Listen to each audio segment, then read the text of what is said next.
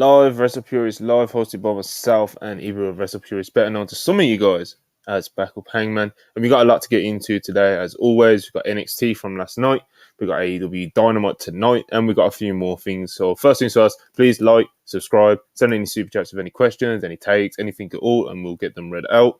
And hope everyone's doing good. Starting with my fellow co-host, Ebro of Wrestle Purist, Backup Hangman.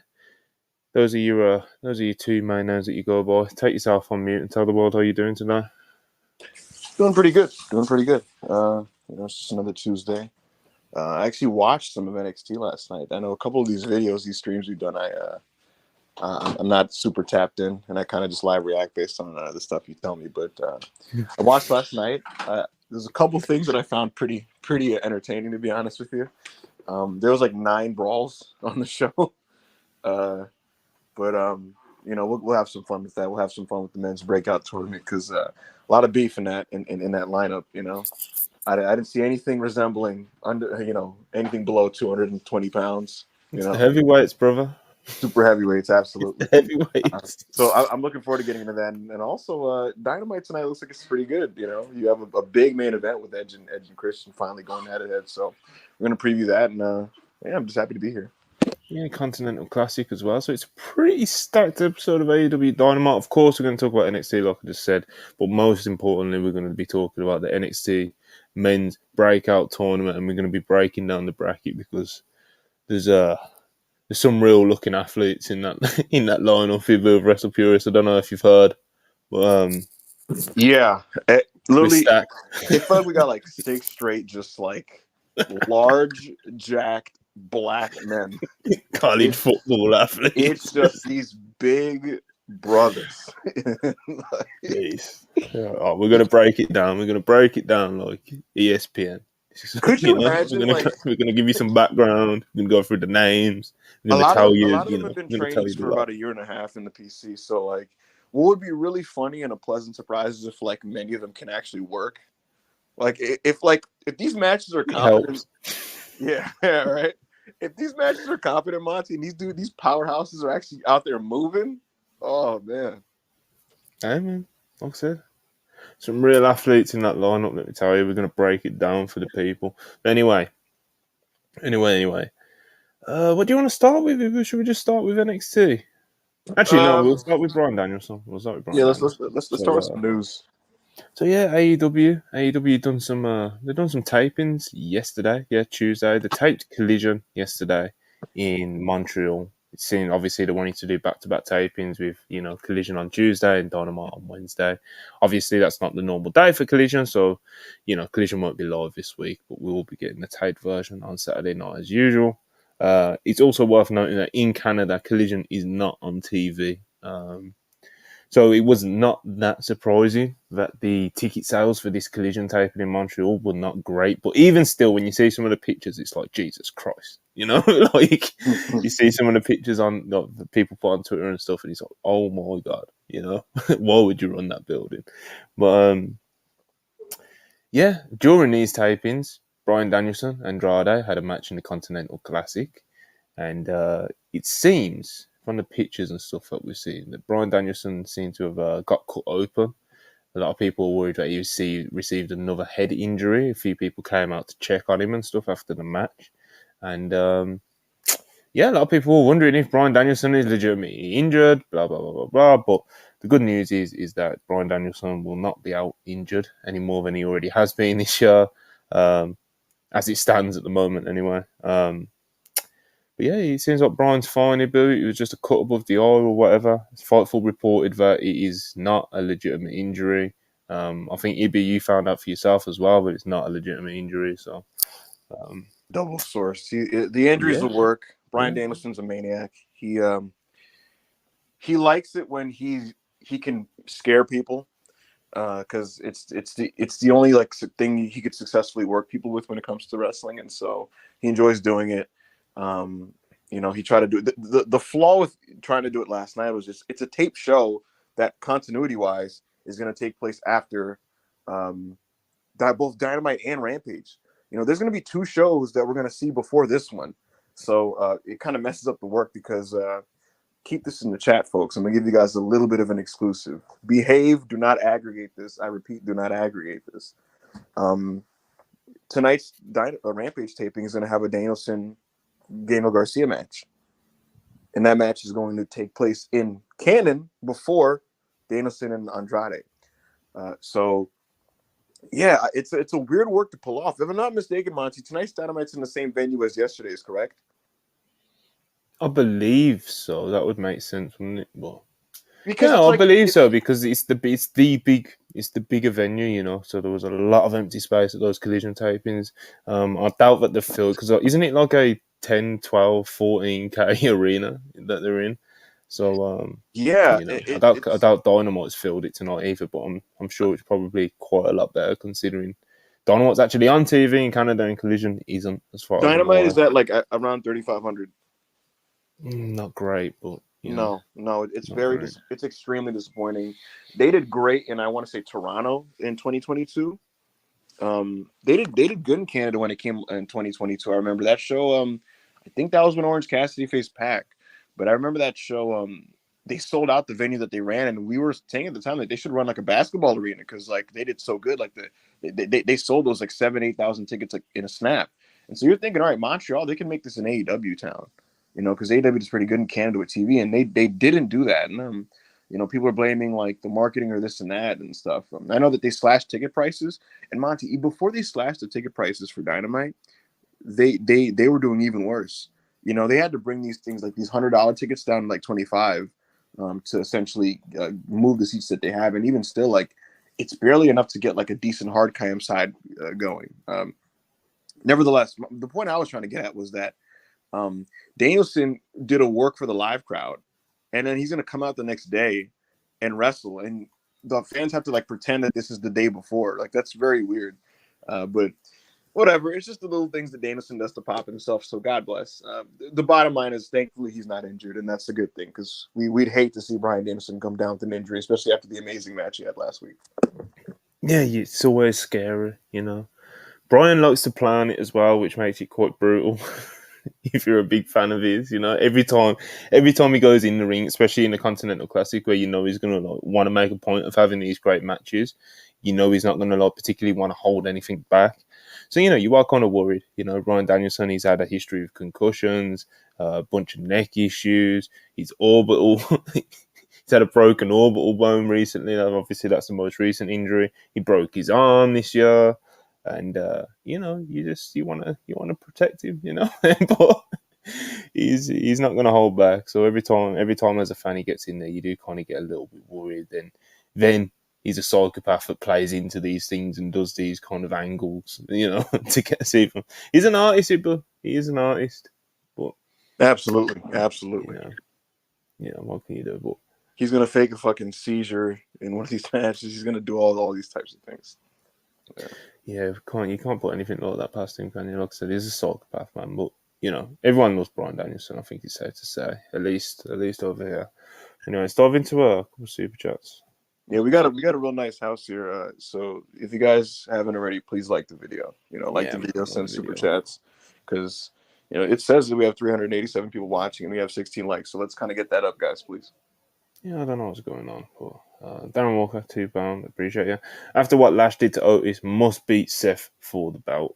Listen, brother, that was awesome. a moment. It was a moment. That was fucking awesome. Like, yeah. Oh man, that match ruled. Yeah, man, we'll get into that. We'll get into that definitely. But yeah, man, Lash for Cham. Showtime Spurs, $2. Appreciate you as always. Ober Feminist, time to rise. Preach, brother, preach. Hush 199, appreciate you. Great week of wrestling in December. We all eating. Hopefully, because normally December's usually actually a bit of a down month, isn't it? So, hopefully. Oh my God, Monty, did you see what happened at the World Tag League show today? I did. Bro. You want to talk about that for a moment? Oh my God, bro. We were talking about the Musketeers on Monday. Oh my God, bro. And now, Ren Narita, who, you know, he's not my favourite Musketeer out the three, you know, but still, I wouldn't throw him in House of Torture. That seems a bit too far, you know. That seems a bit spiteful, you know. But In a weird way, it feels like Gato giving up on the nigga, even though technically it's supposed to be in theory something to help him.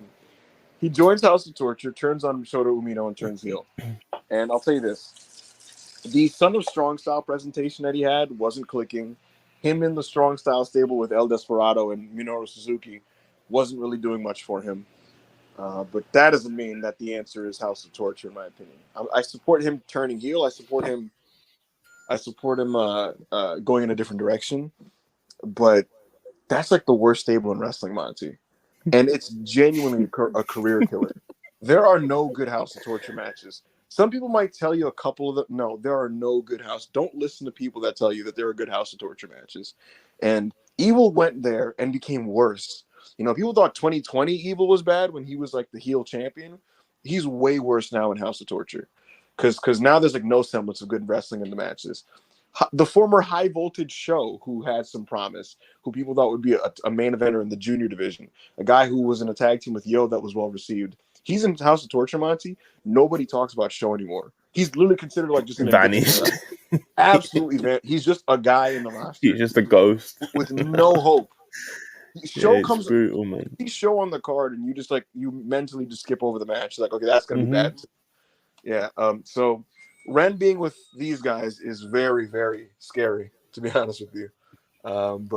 Super disappointing there. I don't know. The angle itself was pretty decent, but it's House of Torture. Yeah, it was. Did you see? It was a decent angle. It was about man. There was about 68 people there. You know, it was quite. I thought it was quite brutal, to be honest. You know who isn't doing 68 people these days? All Japan Pro Wrestling. Now, Pep stretched it. Pep's tweeted about their business and how they've been doing better than Noah. Pep stretched it a bit because Pep went, All Japan is white hot. I was like, all right, let's slow down, white hot. Like they're not selling out the Budokan and running the dome, But yeah, they're doing pretty good business. They're on the up. Upward trajectory, definitely this year. And what's the theme, Monty? They're on the up because they're pushing young, promising wrestlers. When you look to the future, when you look to new and promising, good things happen. They found something in Yuma Anzai. They found something in Yuma Aoyagi. Miyahara continues to be a steadying force in the promotion, and they're running with these guys in place of the guys that have been kind of there. Running with the guy that's been there, so to speak, is usually never the answer for business, unless it's Randy Orton. I've been made aware. What's up? Someone sent a super chat that I've not read out, so I'm going to try. And there it is. It was the very first one. I don't know why it does that. Sometimes the StreamYard does do that, people, so apologies.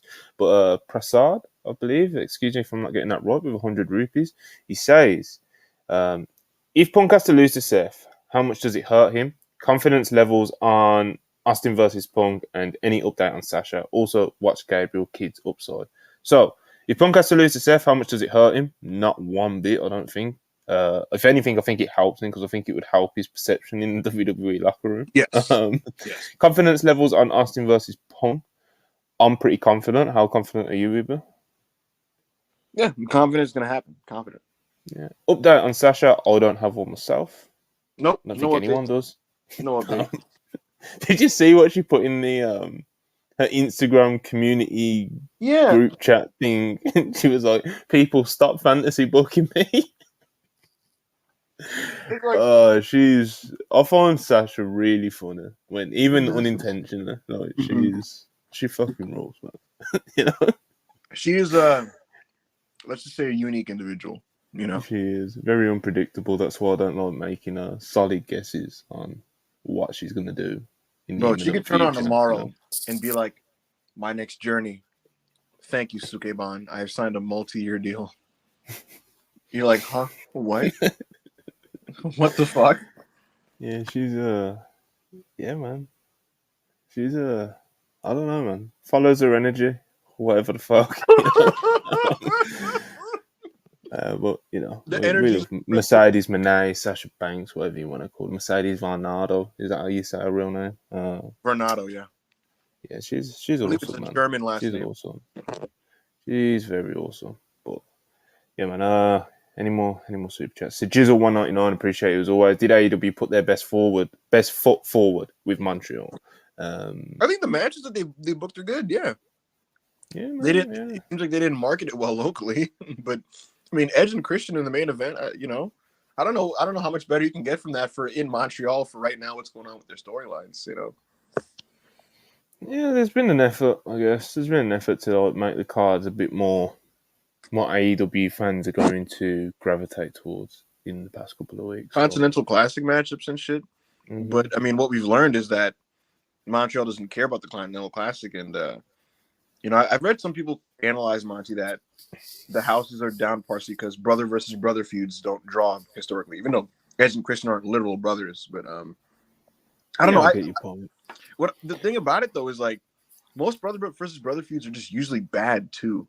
That's why they don't draw. Like they're bad, and it's hard. I don't think when they don't draw. I think everything's case by case when it comes to how well a certain program draws. I don't think you can say that our brother versus brother feuds don't draw. I think it would depend on every scenario in it. But what I'm getting at though is that like they're usually just not good either, and I wouldn't say that about this. I think this has been a very good feud.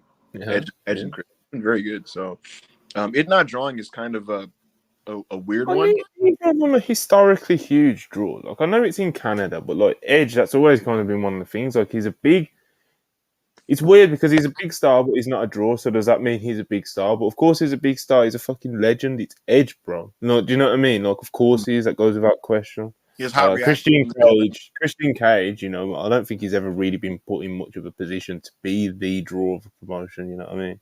You could absolutely argue that this is like the best singles run of his career. The only other time you can say that he was put in a position to see if he could draw was TNA in 2006. Mm-hmm. Yeah. And to his credit, he headlined shows Monty outside of the Impact Zone that did, 3,500 people, 4,000 people, 5,000 people. Different time, brother.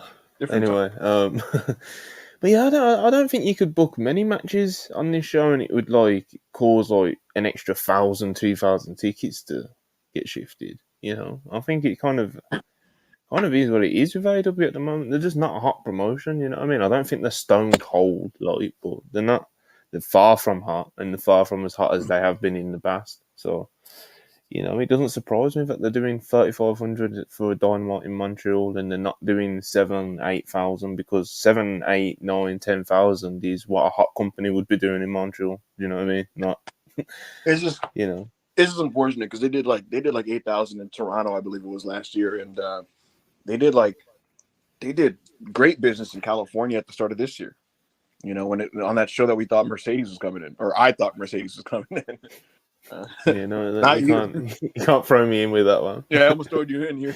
Like I said, that was a dangerous game. People were making predictions on what Sasha Banks was going to do, and Will Washington, we have learned the hard way. That motherfucker Will Washington led everybody astray. He was like 80%, 90%, 100. Everyone's like, holy shit, That's on you, Will. If you're listening, and you might be listening, that's on you, bro.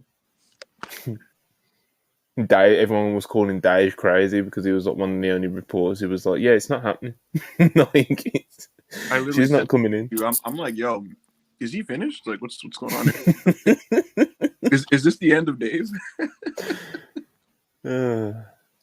Anyway, Hush 499, appreciate you. When it comes to tickets, is there any correlation with WWE being so hot right now and that's why it's been pretty bad, or is it other reasons? I think it's absolutely a factor. I don't think it's the reason. I absolutely think it's a factor. Yeah, of course it's a factor. It's always going to be harder to be the number 2 when the number 1 is white hot as WWE is. Obviously, when AEW first started, WWE was absolutely the opposite of that. The fan satisfaction was like 0 out of 10. Now it's like 9. It's people love WWE. The ticket sales are reflecting that. The ratings have even reflected that. I think this is like the football. Even going against football, like I know the Randy Orton Punk back on Raw episode is going to be like one that stands out, and it's not going to be the usual. But the football ratings haven't been terrible. I don't think. I think they've actually been pretty decent in comparison to what people may have been expecting. So yeah, WWE is just white hot on all fronts, and that just makes it harder to be the number 2. I don't think that's the only reason why AEW is so hot at the moment, but it's definitely a decent sort of factor. It's tough. It's tough being the number 2. Bro, 2 years ago, AEW was the only ticket in town where you knew you were going to get a great wrestling show. And in the view of many people now, you look nationwide, and it's like, if you buy a ticket to Raw or SmackDown, you're going to get treated to so many super over characters. Whether it be Randy Orton or CM Punk or LA Knight or, Roman if he chooses to come to work. But more importantly, like Cody Rhodes, Jey Uso, the Judgment Day. You get to see Rhea Ripley, who's a big star now. Sami Zayn, Drew McIntyre. The bottom line is you get a bunch of super hot characters. And at the end of the day, wrestling is about getting people over. And when people are over, then the brand gets over. And you sell tickets. And right now they have seat movers on their side. So that's kind of what's going on right now. Fed hot.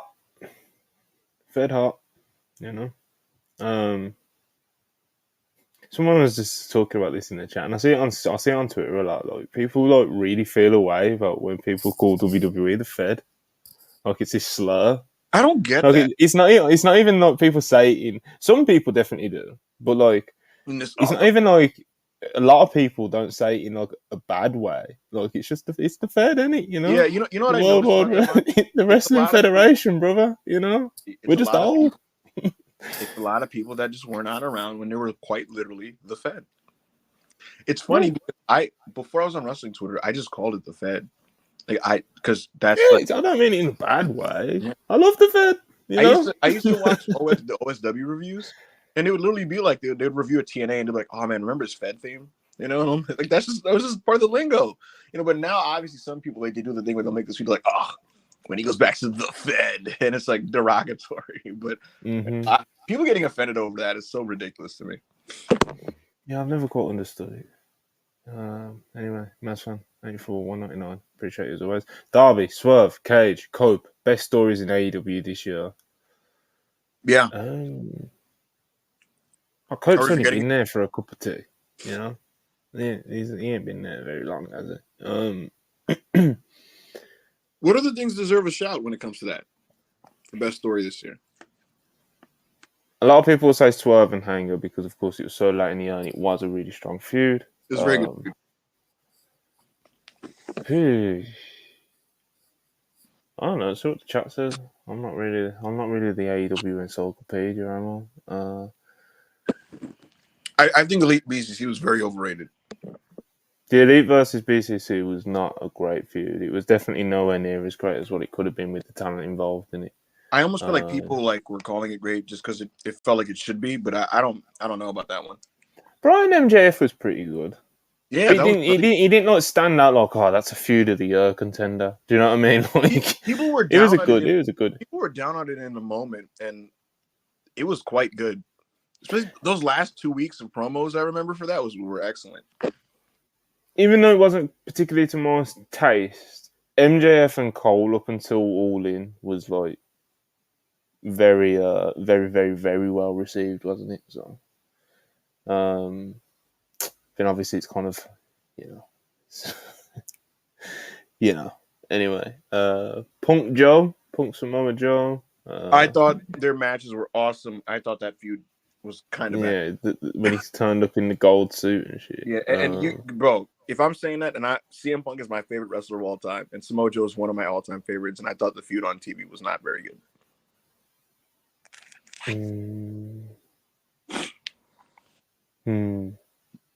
What else? What else has it been? The Darby Joe rivalry was fun from an in-ring standpoint. Mm-hmm. But like the actual storytelling didn't exactly have like a bunch of depth to it, did it? I don't even remember what they were fighting over. Kenny and Don has been what a shame. That feud fucking stinks. I know that you kind of started this off with your tweets, but like everyone now has decided that Don Callis is like terrible now, and it's like Don Callis can cut a good promo. He can do this, he can do that. He can do a lot of things, but it's like if you just let him do what he's doing now, then yeah, like this is bad. Like this is bad. Not objectively, it's wrestling. In my opinion, this is bad. But Don Callis is more than capable of doing good stuff on wrestling TV, bro. Don Callis is good at talking. That doesn't mean that right now he's cutting good promos. He's a manager. Yeah, that's what. Definitely right now. But like I said, he's a manager. He can cut good promos. Comes out in a suit and stuff. Knows how to be a prick. Knows how to. He knows how to play up the crowd, blah, blah, blah, blah, blah. It's just that the content of what he's saying and also what he's doing at the moment isn't anything that anyone wants to see, But Don Callis in the right role with the right direction, he's absolutely more than capable of doing, like, very good TV, It's, like I said, it's a shame. And this blow-off feud with Kenny and Don Callis splitting up has been, like, a massive shame. Yeah, what a shame. Horrible. What a shame. Jericho's involved. It's part of the Jericho-verse as well now. It's just... Yeah. I'm not even totally sure if it's done or not. Like, I don't even know. I don't know what's going on over there. I don't know, mate. We probably should know as the wrestling podcasters, but we don't. And that is what it is. Will Chisholm, appreciate you as always. $5. So, NXT made Ava a COGM, a co-GM. Fucking hell, Montel. So NXT made Ava a co-GM because she hasn't improved in the ring and she's the Rock's daughter and HBK trying to be nice. It did appear that way, which is really funny. I mean, that's, Out of nowhere, she's running in the middle of people fighting. She's like, hey, stop it. At this Sunday she's like, no, she's a co. I don't know when this happened or how this happened, and I feel like I've missed something. And even I watch NXT, so that's on me. Like, I've missed something, but it does appear that Ava Raine is the NXT co-GM at the moment. So, bro, because I skip around with this show, I just genuinely just assumed I missed the segment. I think I have as well somehow, but Showtime Spurs, $5, appreciate you. What if Narita is House of Torture? What if Narita in House of Torture is the catalyst they need, like Dom joining Judgment Day? I would like that to be the case, but I don't foresee it. I don't think that was necessarily the catalyst. The catalyst was all the heat from Ray, wasn't it? So it's like... Yeah, but no, Dom joining Judgment Day absolutely turned that group around. They were a bad group when Edge was there, and when they kicked Edge off, but he was bringing something to it with all the heat. You know what I mean? Like, what's Narita bringing to House of Torture? maybe the crowd hates that he did what he did to show. Yeah, we'll see. I think they're very hard to predict as well what the Japanese crowds are going to do, unless it's like completely like they're going to cheer for Tanner. Like you can predict those little things. Exactly. He'd be doing a jump scare. If you saw it, you saw it. Triple H, Sledgehammer, £2, appreciate it. Why is Lash bumping his gums about Punk? I think he was really, he didn't really say anything. Why were people getting It's mad? funny because like people that hate Punk have took it as like this victory lap, and people that like want to shamelessly just jump to Punk's defense at any kind of hint of criticism, they're getting all offended about it. Like, it was quite interesting seeing the reactions to that Bobby Lashley quote.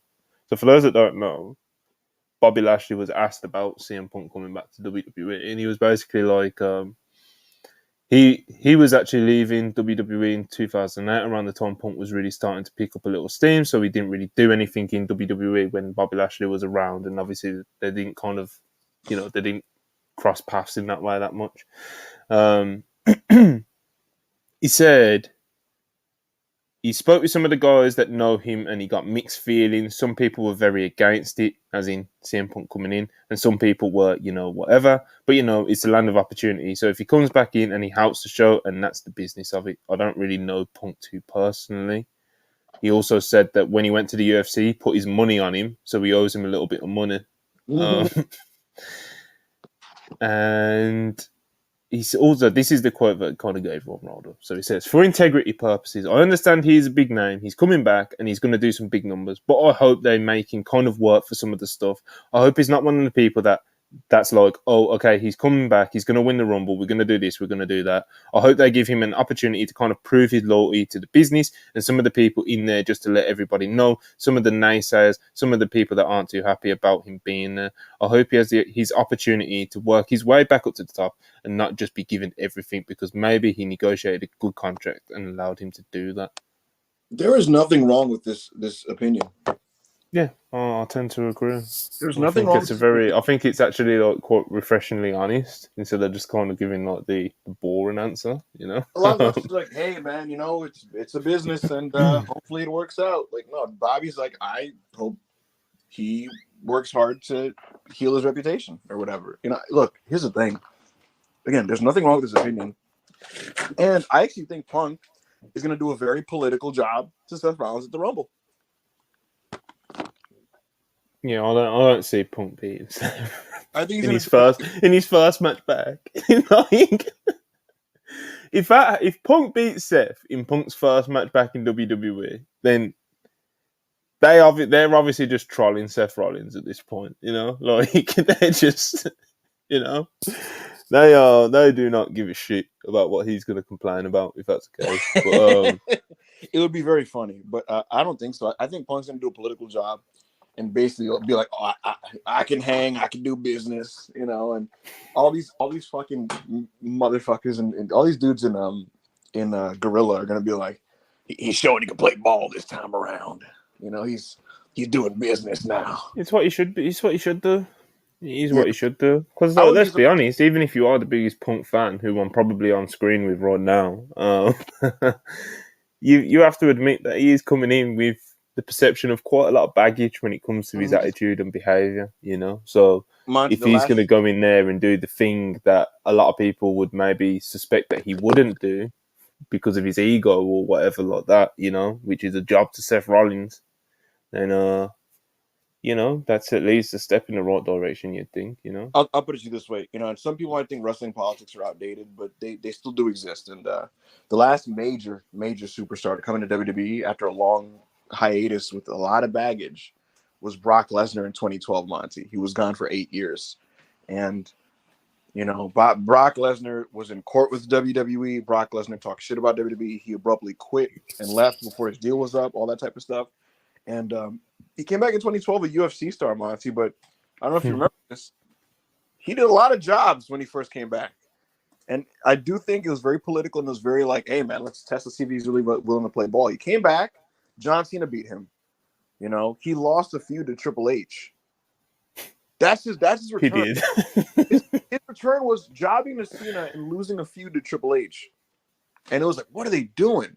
And then after getting past that, he beats Punk. He beats Big Show. He beats Undertaker. He beats John Cena and wins the title. He runs through the entire gauntlet, you know, and does that whole yeah. So I can see Punk. I can honestly see Punk losing to Seth, losing to Stone Cold, and then it's like, all right, you proved yourself, kid. You know, so you proved you care about this business.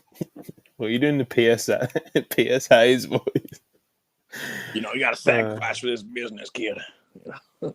we're happy you're back. We're happy you're back, but you got to show that you care about the business and give back to the business, kid.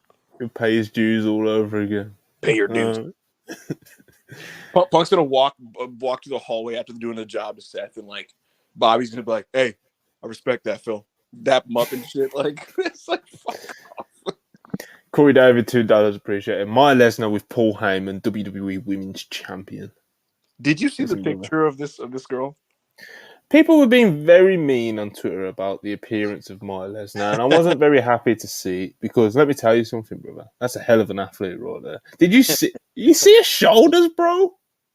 That's an athlete right there. At the same time, did Sable's genes even try? I don't think it's Sable's daughter. I don't know what I was looking at. I was looking at her university college bio that was attached to one of the articles, and I'm sure. I don't know, man. I don't know, but we know Brock Lesnar's the father. I feel like if Sable was the mother, she would at least get mentioned in at least one of these article headlines. You know, you forget how misogyny these things can be sometimes. I know, but Sable's Sable, bro. Misogynists love Sable. What are you talking about? You know, like I mean, let's do the top. How old is this girl? Like 19, 18? Like, man, she's in college, so if she's like 19, she was born what, 04, 05? I don't know. Maya Lesnar. You know, I'm not doing a deep dive. We've got enough college athletes to do a deep dive into to Somebody the in the men's live breakout chat figure tournament. out. Someone in our live chat figure out if Sable is the mother of Maya Lesnar.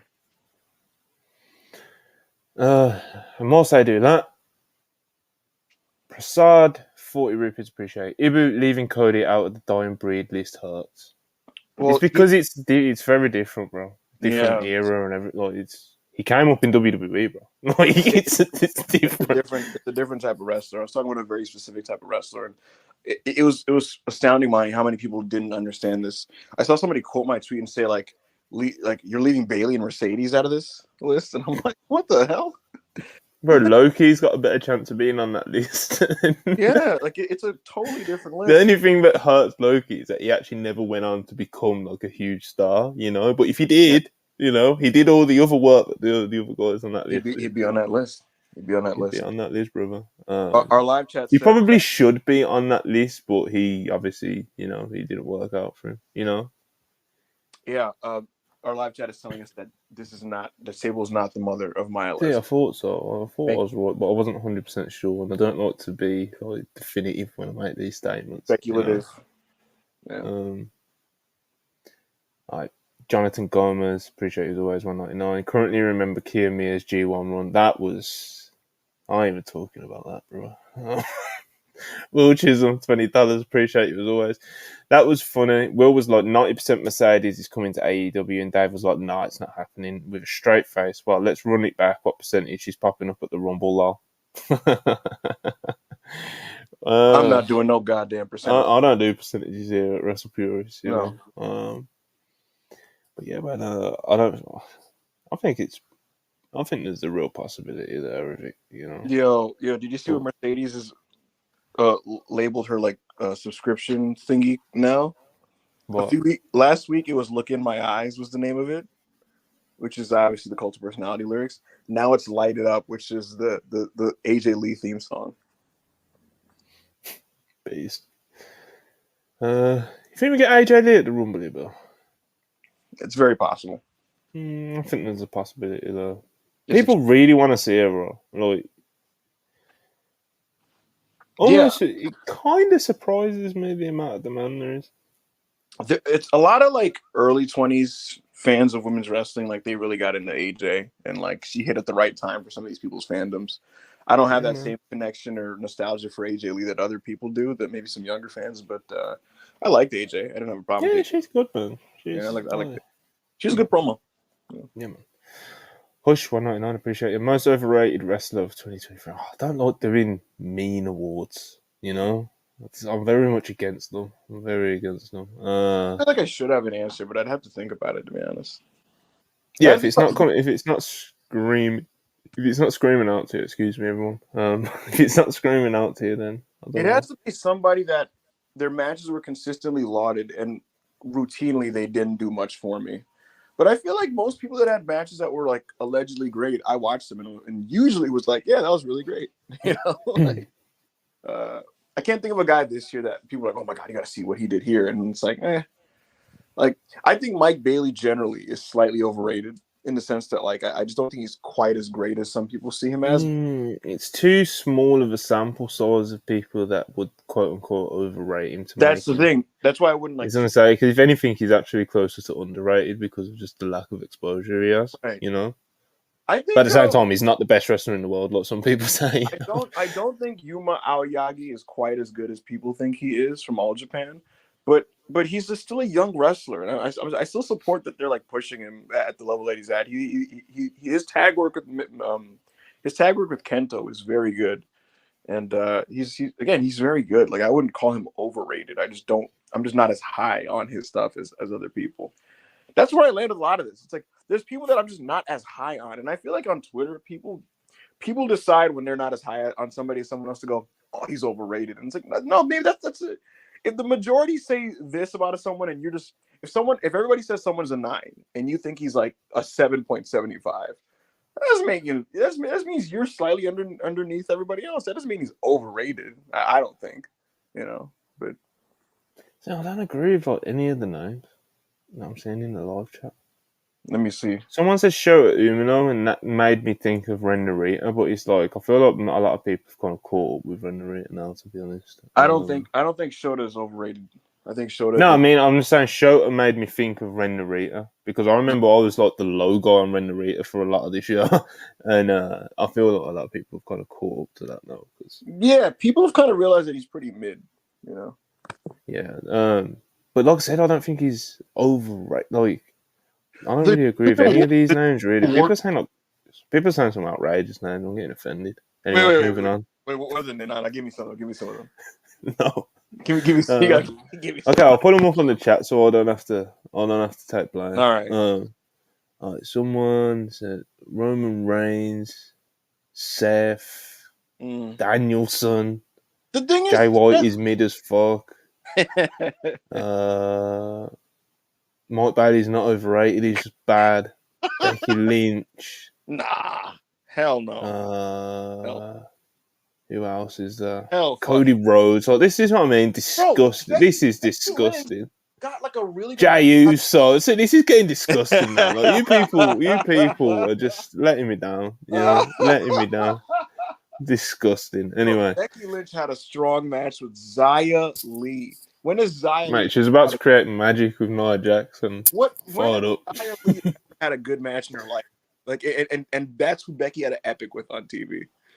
She had a great match with Trish Stratus in a steel cage. How is she overrated? Becky's awesome, man.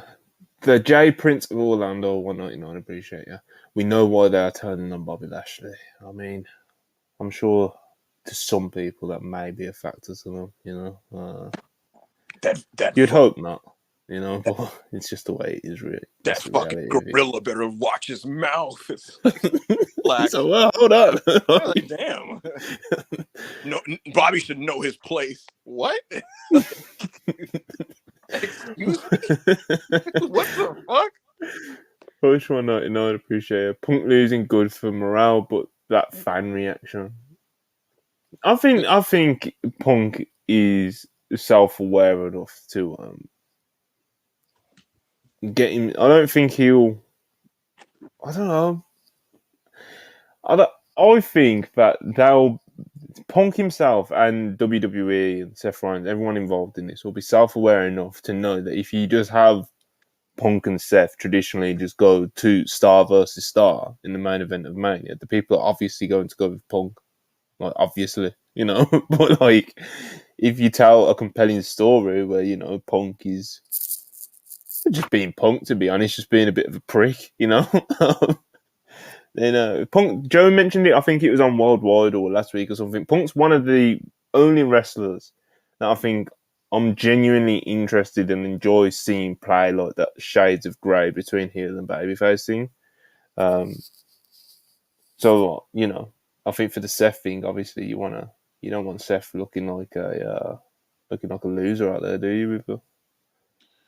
No, you don't want to do that. And Punk is immune. I think he could do a couple jobs and still be CM Punk.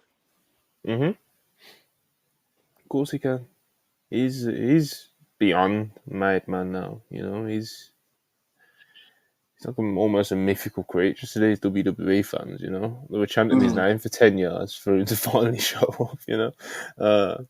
That's an 84 199. Cody beats Seth 3 times in a row. Why can't Punk? Because Seth is the world champion now. And also, Cody isn't coming in with anywhere near the amount of baggage that Punk is. Cody was actually in a strong position when it came to like picking WWE or AEW. Punk was not. He lost a lot of leverage. He's very different in that sense, even though Punk is a bigger name. That's probably going to be very arguable very soon because Cody just keeps getting bigger and bigger and bigger. He's breaking like all kinds of merch records. You kind of put him on that S tier now. I think that's fair to say. Don't you think? But Cody Rhodes is on that S tier with like Punk and Roman and Yeah. And then, yeah, Punk and Roman, Punk, Yeah. Roman, Cody. He had 2 clean victories over Brock Lesnar. I know, but I'm just talking about wins and losses and whatever, you know what I mean? But I'm just meaning in terms of, like, what was it the other day? I think it was Survivor Series Chicago was like one of the biggest amount of merch I've ever sold. Like, in Yeah. and you see that all the time with like these Cody Rhodes merch stats that pop up every couple of weeks. Like Cody Rhodes is the highest seller since blah blah blah, or this T-shirt is the highest selling this week. Look, Cody Rhodes is a huge star, man. Like, He's a massive so merch mover. you know, and obviously then obviously you've got Roman. It goes without saying, Roman's the man. You know, like he is the god in professional wrestling. You know, he is the mountaintop. He's Roman Reigns. You know. And Which CM Punk is, which is remarkable because someone posted that on this day, Monty, 4 years ago, was the infamous dog food angle where Baron Corbin, Dolph Ziggler and Bobby Roode were just pouring dog food on Roman Reigns. And I'm watching that. I'm like, this is the guy that a year later became the tribal chief, which is just insane. You know, I saw a quote someone put in my comments that said that Heyman was asked, what was the moment that Roman decided to be done with creative and do his own thing? And Paul Heyman cited the dog food angle. He said, like, that was when Roman was just kind of like, I'm done with this bullshit. You know, so beast. yeah. Beast. But yeah. And now he's about to main event his 4th WrestleMania in a row, defending the same title. Crazy stat that is. Same reign, 4 Mania main event. We'll choose on $5 appreciate. Did y'all see Brock's daughter? Looks like we got a new NXT Women's Champ in 2 years. We did. We talked about it very briefly, brother. Berkey 199 appreciate you. Do y'all see Mello losing to the custodian Brian Pillman Jr.? Hopefully not. I don't even want to watch that match. I'm like really mad it's happening. I don't want to see it. I think it's going to be really bad, and hopefully Mello doesn't lose. Mello's it's tough because I think he needs to get out of NXT, to be honest. But they're doing this Trick Williams storyline, and obviously that's when's the next paper? Vengeance Day? I'm guessing Vengeance Day. You'd assume Trick beats Mello on his way up to the main roster, wouldn't you? Right, and so that's the assumption. We got to like kind of watch Mello fucking tread water for a little bit, and it's like I'd rather just you not be here, you know, because NXT has passed him by. So that's just how it naturally happens, you know. And I'm watching the shows, and I'm like, yeah, Mello's kind of done what he's needed to do, but he has to kind of linger around and finish the Trick thing. And you know, I don't give a fuck about this Lexus King stuff. You know, I'm like watching. Yeah, how could you? Yeah, I don't give a shit. Prasad, 100 rupees, appreciate it. Seth Rollins has 83 4+ star matches. CM Punk and Samoa Joe have 79 combined. Do you guys see Seth Rollins as a generational talent, as Dave seems to? I don't. He can't sell well. I don't think he's on the same planet as CM Punk or Samoa Joe, to be honest. I do think Seth Rollins is a good wrestler, but it's kind of more of a thing where I have to throw my hands up and give it to him. He's not my kind of wrestler, you know. But I think it would be delusional to be like he's terrible or whatever. I don't particularly enjoy him very much. But I do think I enjoy some of his matches, and some of his matches drive me crazy. Like the Shinsuke matches drive me crazy. And I know that Shinsuke isn't like a great worker, and you can call him washed or whatever, but Seth Rollins' performances as well drive me insane in those matches. Then he had a really good match with Jey Uso on Monday, which I really enjoyed, So it's like he's kind of hit and miss for my personal taste, but overall I do think he's a good wrestler because I think you kind of have to, You know what's funny, Monty? I feel like a lot of times when I find him like really good, it tends to be when he's on the ascent holding a mid-card belt, funny enough. Like, do you remember at the beginning of the regime where he was the US champion? I thought his performances late 2022 with the US belt were like really good. You know? And then like what happens is he loses that and he starts chasing for the world title. He gets very over. This happens every time with Seth. He gets very over chasing for the main title. He has a lot of really good performances. And then he becomes the champion. And you start getting these kind of Seth Rollins performances that, like, at least for me, just kind of don't do that much for me. I thought the Drew match was very good. I thought the Jay match was really good. The Finn Balor match at SummerSlam ended up being a fun match, but that was mostly because of like the smoke and mirrors near falls. But yeah, the Nakamura stuff, it's goddamn, like it's brutal. I'm pretty confident though that CM Punk and Seth Rollins are gonna have a great match. To be Yeah, honest, I'm pretty sure they will. pretty. Like, he's a good wrestler, man. He is a good. Like I said, it would be delusional, I think, to just be like, "Oh, Seth's bad," But like, I think it's fair. I think obviously it's fair for anyone to say, like, he's just not really to my taste. Um, that he can't sell well. I think he's not a great seller. He can sell. It's just not. There's just not many layers to his levels of selling. Um, but who am I to talk? I've never got in the ring, brother. But yeah, he can sell. He's just not. He's just not like his selling isn't. It's definitely not one of the things about his game that stands out. But yeah, Seth's good, man. Seth is good, but not particularly for me. Will Chisholm, $10. Appreciate it. It would be kind of nasty if CM Punk and AJ. See, if CM Punk, AJ, and Mercedes are low key talking about going to WWE, Punk telling Mercedes you don't want to go to AEW. Tony won't know how to book you, petty Phil. I mean, I I think think he's confident. Mercedes can probably figure that out for herself, but you know, I'm pretty confident that these exact conversations have happened. To be honest with you. which one? Which part? The Punk telling Mercedes don't go to AEW. I can't. Yeah. I don't think. I don't think anyone's conversations with Mercedes are very, like deep about work and stuff like that. She's very, it's hard having this conversation on her, but Yeah. she's interesting. She's Mhm. interesting. The way she engages with people and interacts with people and stuff. She's an interesting cat. So um, she's not the sort of person I think he's going to be having like back and forth hour-long conversations about the booking of AEW or WWE with CM Punk. Like Could you imagine? What's up, I Mercedes? just, Yeah, I just feel like when they heat up a woman in the division, they should just. yeah, like that's just She's like, yeah, she's she's smoking on her crystals or whatever the fuck she's doing. what? Smoking on Crystal. I don't think she's doing that, bro. Whatever she does. Accusing Mercedes of smoking Crystal. That's crazy. It's Ah. crazy. It's a Wednesday afternoon, What are we doing? Um, but yeah, she's an interesting, unpredictable. Never know what you're going to get next with Mercedes Moné, but we love her. It's just she just fucking rules. Mhm. Um, big fan, big fan. Anyway, Mouse fan's got a question for you. Ibu 199. How do you rank Cody versus Prime Tanahashi as an ace? Prime Hiroshi Tanahashi is the greatest ace of all time.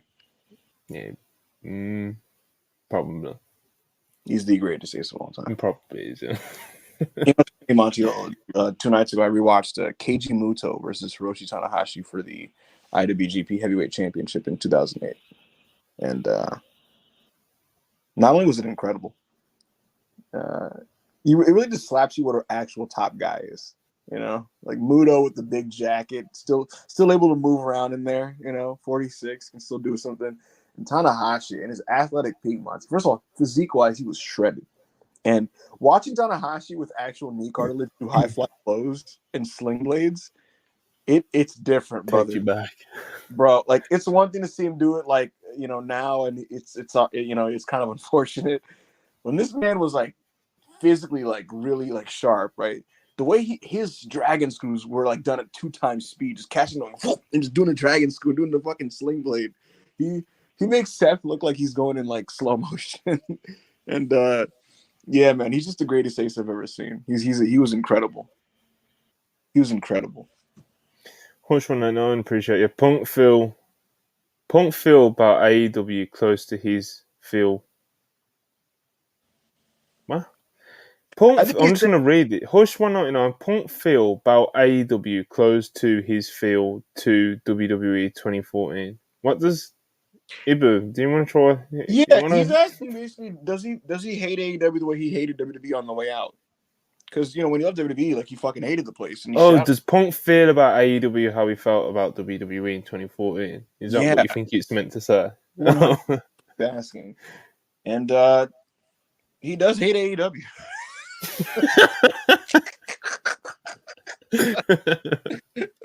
The minor leagues. Yeah. That's what you're asking. Yeah, he thinks the company could have been great and that it's ruined, and it's ruined because there's people in the company that wasted Tony's money. That's his view. He believes that people wasted Tony's money, and that they ruined a great thing. And he thinks the place sucks and hates them. And that's just kind of where things stand. God bless. God bless America.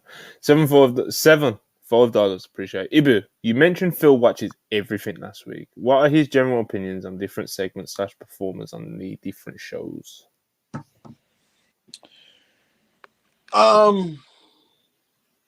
He likes Nick Aldis.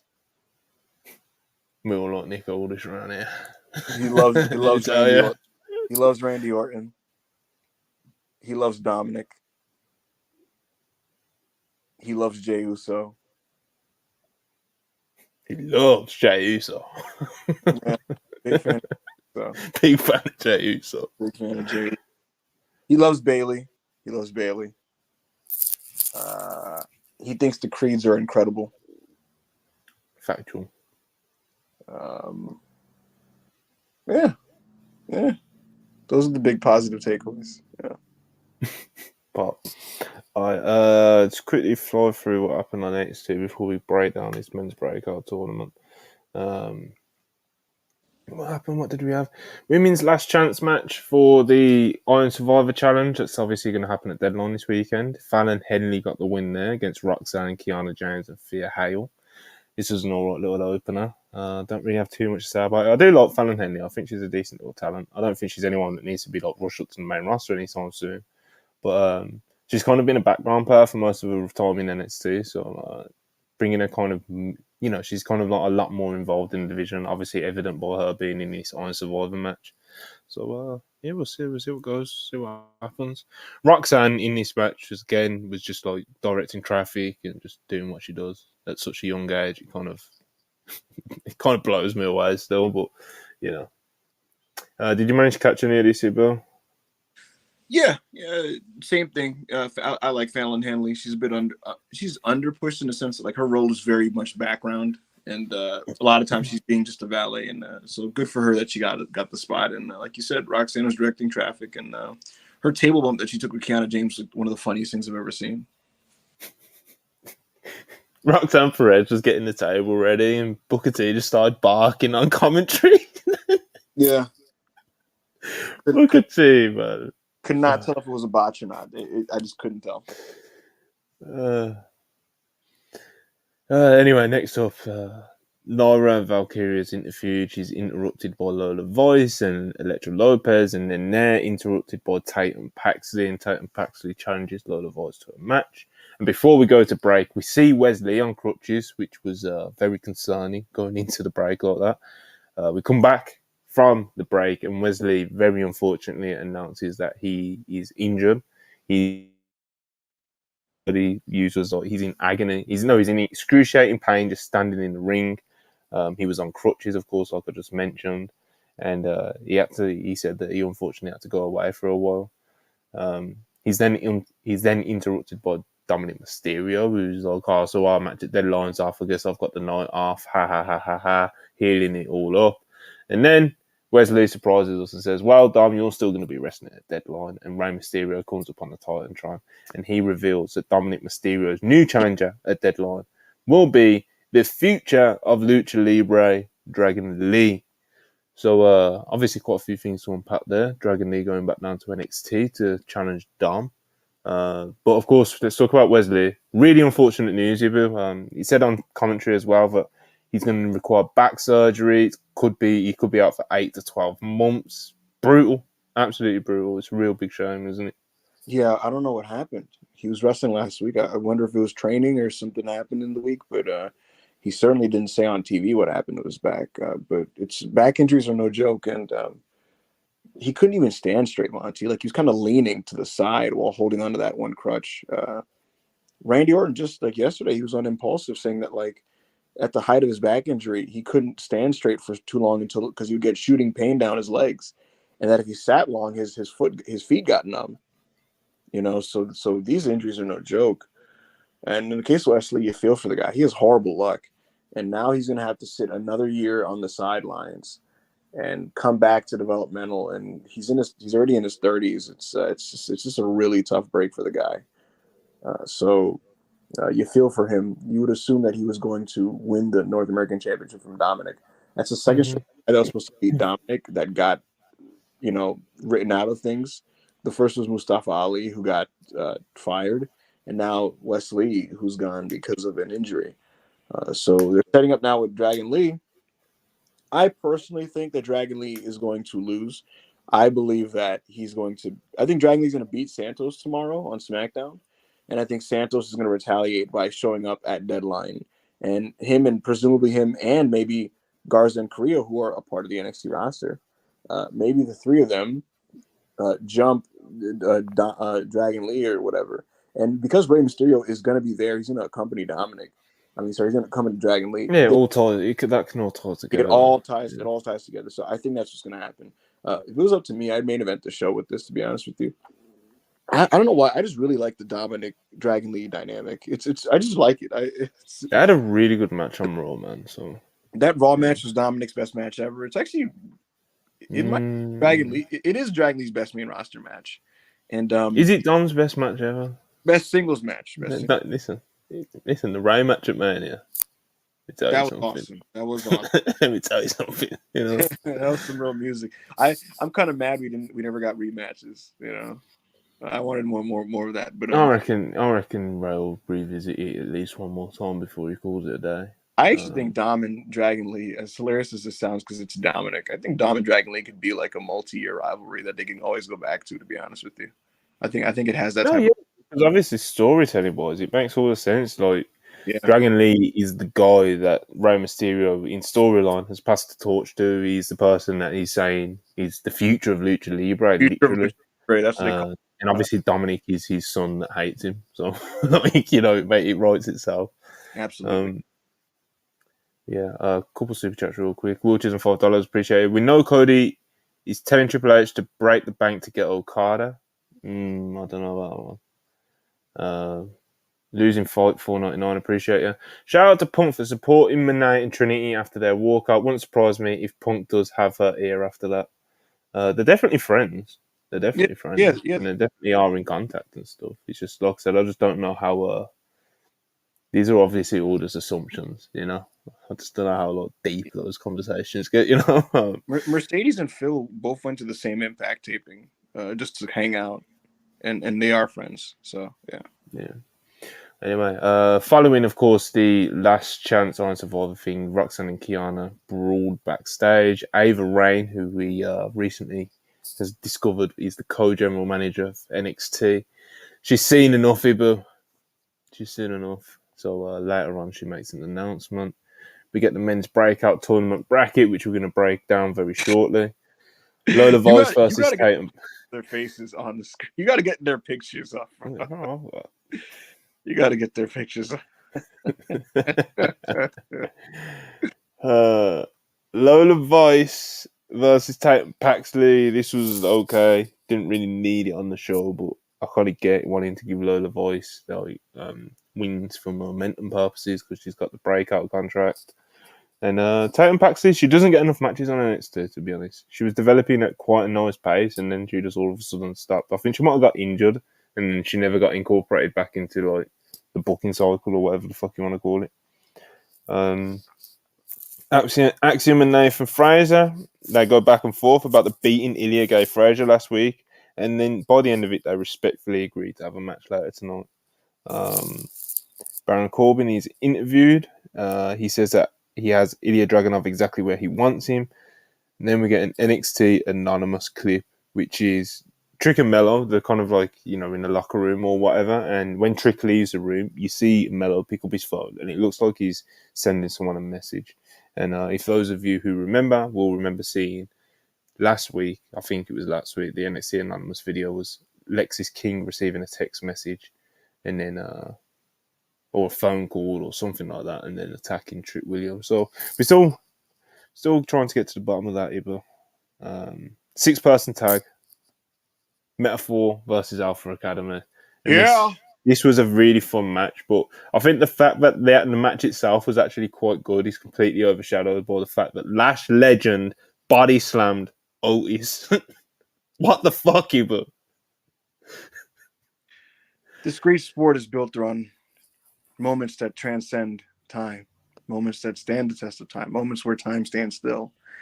And it happened when Andre slammed. So when Andre was slammed by Hulk Hogan, it happened again when Lash Legend slammed Otis. You will remember years from now, Monty, where you were in life the day that Lash Legend picked up Otis in the Performance Center. You know, uh, it was a great night for Lash Legend. I gotta say, uh, she looked just very capable in there. Looked like a powerhouse. She picked Otis up. That was awesome. The camera angle on the slam was great. The crowd was going nuts, and just the match itself was a ton of fun. I like this Metaphor group, Monty. I gotta say, like I think They can work, but it's just like, you know what I like about them? I feel like they took a lot of flawed wrestlers and put them in a presentation that is hiding what they're not good at. You know, Noam Dar is undersized, but like he has this group to kind of like work around that and kind of prop him up a bit. Oro Mensa is just like it's kind of a shitter, but here like it works that he's a bit of a shitter that can go. yeah, because like to be the person to eat the pinch for Noam Dar, like you've got to be quite, got to be kind of low on the food chain there, right? But he can move in there a little bit. He's So it's coming like, along, I guess. yeah, and then Lash Legend has genuine upside, a lot of charisma, size, height, can promo. So putting her with Oro is just really cool. And then the other one, Jakar Jackson, I mean, she just has a hell of a look. And so I actually think the more I watch Metaphor, the more I get into them, to be honest with you. And seeing the opposite Alpha Academy, I just thought this was kind of money as a dynamic. And yeah, I actually think I wasn't sure for the longest time. I think Metaphor has main roster upside. When I watched NXT, I purely watched partially just to go. Yeah. Can I'd prefer that. Sorry to cut you off, but I'd prefer them on the main roster in the role that Pretty Deadly are in than Pretty Deadly. absolutely, absolutely. That's kind of like that comedic, kind of fun group. Yeah, yeah. And I like their wrestling better because Noam Dar specifically is a good worker. So he's very solid. His stuff with Gable has been good. Like their match was good, and then their exchanges were really good. Gable was in Kurt Angle mode for parts of this. Like he's kind of a little extra aggressive in NXT. There's a bit of like roughing the rookies up from him and Otis actually, who just did the stiffest fucking power bomb on Oro Mensa, I believe it was. But yeah, I thought this was really good, and I thought, Monty, if the closing stretch was more expansive, this would be like a great board. I would. No joke, Monty. More back and forth at the end was with Dar and Gable, and I give this 4 stars. I thought this was kind of a triumph. Maxine doing dives to the outside and shit. Even beyond that, though, she looked very like competent in here. Like she was doing like these vertical suplexes. Listen, a few training sessions with Chad Gable at the Alpha Academy. It's what he can do, brother. That's the thing. Like, I'll give you guys some insight. Like, it's a shoot. She legitimately trains with Chad Gable like all the time, and Smart girl. The same way that the Creeds train with Roddy every day in the PC, you get good very fast when you train with people like Roderick Strong and Chad Gable. Absolutely. Maxine, I mean, I don't want to jump the gun because like they probably practice this thing in the morning and all that type of thing, right? But I'm watching her in this, and I'm like, she already, compared to the way she looked against Valhalla like months ago, she already looks like she's passed like a number of women in the company that are in that middle and lower section. So she looks super competent in here, and I kind of love this match, to be honest. I thought this was really awesome. Good stuff, man. Tank Ledger and Hank Walker, they go and visit Gallus at their pub or whatever we're supposed to believe it is, and they bought them a couple of pints and talked some smack and got themselves a tag match. But it seems that Tank Ledger and Hank Walker wanna move up the division, but God bless them. Tank Ledger, keep your eye on Tank Ledger. Hear a lot of good praise from him from inside WWE. Ava Rain, she's seen leaving Shawn Michaels' office, and she says that Roxanne Perez versus Kiana James is official for Deadline, and it will also be inside a steel cage.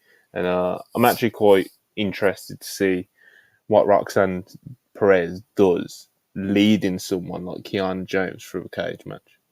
I'm actually quite interested to see how she tackles that. If they keep it simple and just keep it to a good guy versus a bad guy in a cage, this will be pretty decent. But I have a feeling they may dress it up and put a hat on the hat here and introduce kendo sticks and tables. We'll see. You know, we'll see. Hopefully, the love crowd likes it at least. Then we get an in. I do think Roxanne will get over live. I do think that'll happen. She's awesome. But, anyway, next up, in-ring interview with the Women's Iron Survivor competitors. They kind of just all put themselves over. God bless. Give them a chance to speak live on the mic. Monty, I'm going to cut you off. So I'm watching the show, right? And I see this setup in the ring of these ladies sitting in the chairs and Byron. And in my head, I go, absolutely fucking not. And it's pretty good, man. Listen. Then I say, you know what? I'm going to let one person speak. And if I don't want to kill myself. And it starts with Tiffy Stratton. And it starts with Tiffy. And I smirk a bit. And I'm like, all right, let's see where this goes. Kalani's okay. And then Lash starts just kind of waffling, right? And I'm like, is this good or is this just really fun? And I'm like, I just decided like this rules because she's just doing every like every black girl like she just the hand gestures and the okay and the head tilts and the expressiveness and it's at some point I got taken back to places in my life, Monty, because like I'm when a girl is just waffling at you didn't interrupt. Her story is getting very aimless, and then she literally says, "Anyway, skirt." The thing is, and I'm like, what the fuck? Give her a podcast. What killed me is awesome, this Tom Dubois ass nigga and fucking Byron Saxton is like borderline like scared of this woman. He has this kind of hilarious puzzled look on his face, like, oh, hold on, but yeah, I thought this kind of. I just was like thoroughly entertained with this. I just thought this was really funny. And I usually really hate these NXT live promo segments and NXT promo train segments. They usually fucking stink, especially with the women's division. But this one had a lot of personality and charm, mainly thanks to Tiffany Stratton and Lashley. Yeah. Good stuff, man. Yeah, it was good stuff. Of course, it breaks out into a huge brawl, started by Fallon Henley. What was the line? I think it was something like, well-behaved women never make... well-behaved women never make history. So Tiffy, yeehaw, bitch. And she just sort of turns around and slaps her in the most WWE way ever, But yeah, it breaks out into a huge brawl. They're going all over the place. They're brawling into the back, I think, as well. And then Axiom versus Fraser is about to take place. I think the match even starts. Well, it does. The match even starts. You got 90 seconds of the most futuristic liquid pro wrestling you've ever seen. And then, like, fucking the ladies run out there and ruin it. Yeah, the women start brawling out. It leaks out, and that match has to get stopped. And then during all this brawling, Nikita Lyons returns. Ivo, I know you was fired up about that one. Nikita Lyons returns, and she kicked Blair Davenport's head clean off her shoulders, bro. It was crazy. I don't get Nikita Lyons. Well, she kicked Blair Davenport's head off, brother. It's quite the intro. I'm gonna keep my comments short. I'm just gonna. You don't have to comment. I'm just gonna. Chase you. They're under investigation, and they're in a lot of financial trouble due to, I think it was gambling. I think they revealed last week. Andre Chase, he admits he's responsible for the Chase U financial crisis. He says that the financial aid is no longer available to the students, and he also owes hundreds of thousands of dollars in loans. The students want to help him out and raise some money, but it's looking kind of messy over there for Andre Chase. And I believe, please correct me if I'm wrong, the organisations that he owes money to are the mob organisations that Tony D'Angelo runs. Because remember that week where Adriano Rizzo delivers a package for him? Yeah, yeah.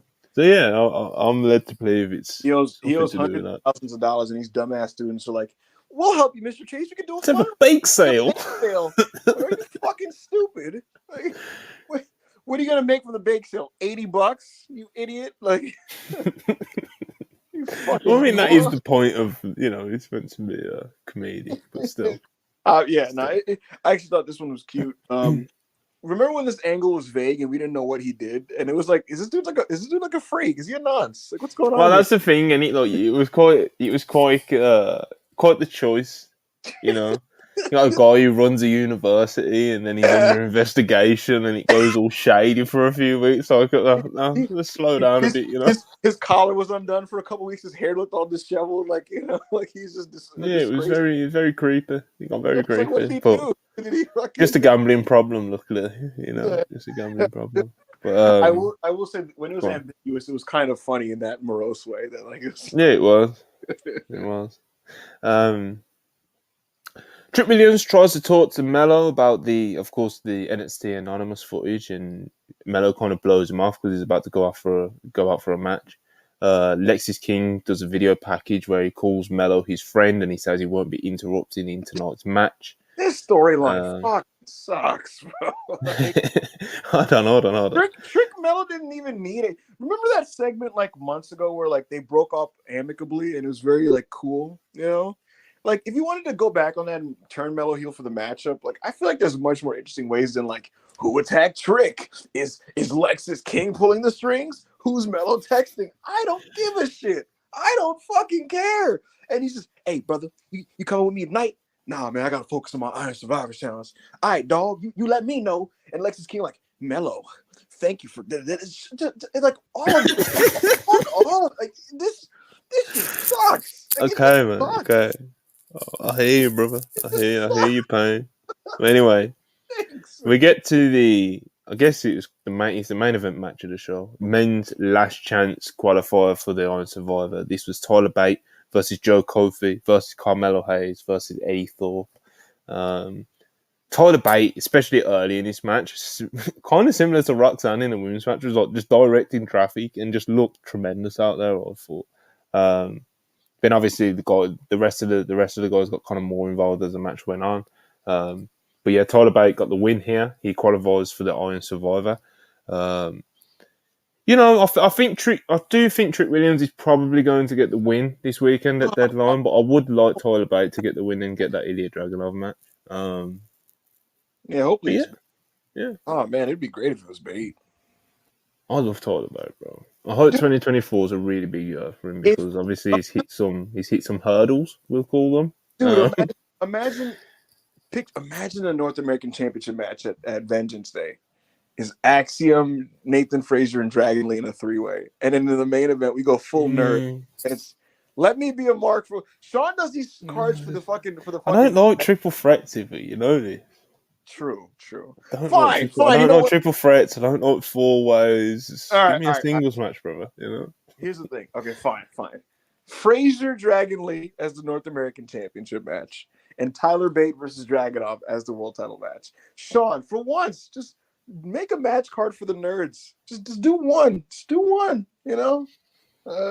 then you can do Lyra and Tiffany as the women's championship match. We're kind of cooking there. Look at that top 3, Mello and Trick could have their grudge match. That's 4 matches there. He'll probably do 6. You can do some multi-man garbage bullshit with the tag division if you want to, because he always does that, right? The family always feels like they're fighting 4 other tag teams. And then, whatever else you want to do to fill out the card. So, I don't know. Tyler Bate won the 4-way, pretty decent main event. Yeah, we'll see what happens with Tyler. We'll just see what happens with Tyler. He's an incredible talent, and like I said, over the past 2 years, 18 months, 2 years, he has hit some hurdles. Do you know what I mean? A lot of them haven't been reported about and stuff, but a lot of personal situations that kind of led to where he's at. Yeah, I was about to say, it's not really my place to say or reveal it right now, but incredible talent, and like I just said, I hope 2024. I hope this is the start of him having a huge 2024. Because he's incredible talent, and he's still so young. He feels like he's been around forever. He's still only 26 or something. Probably not even that. Let me see. Tyler Bate.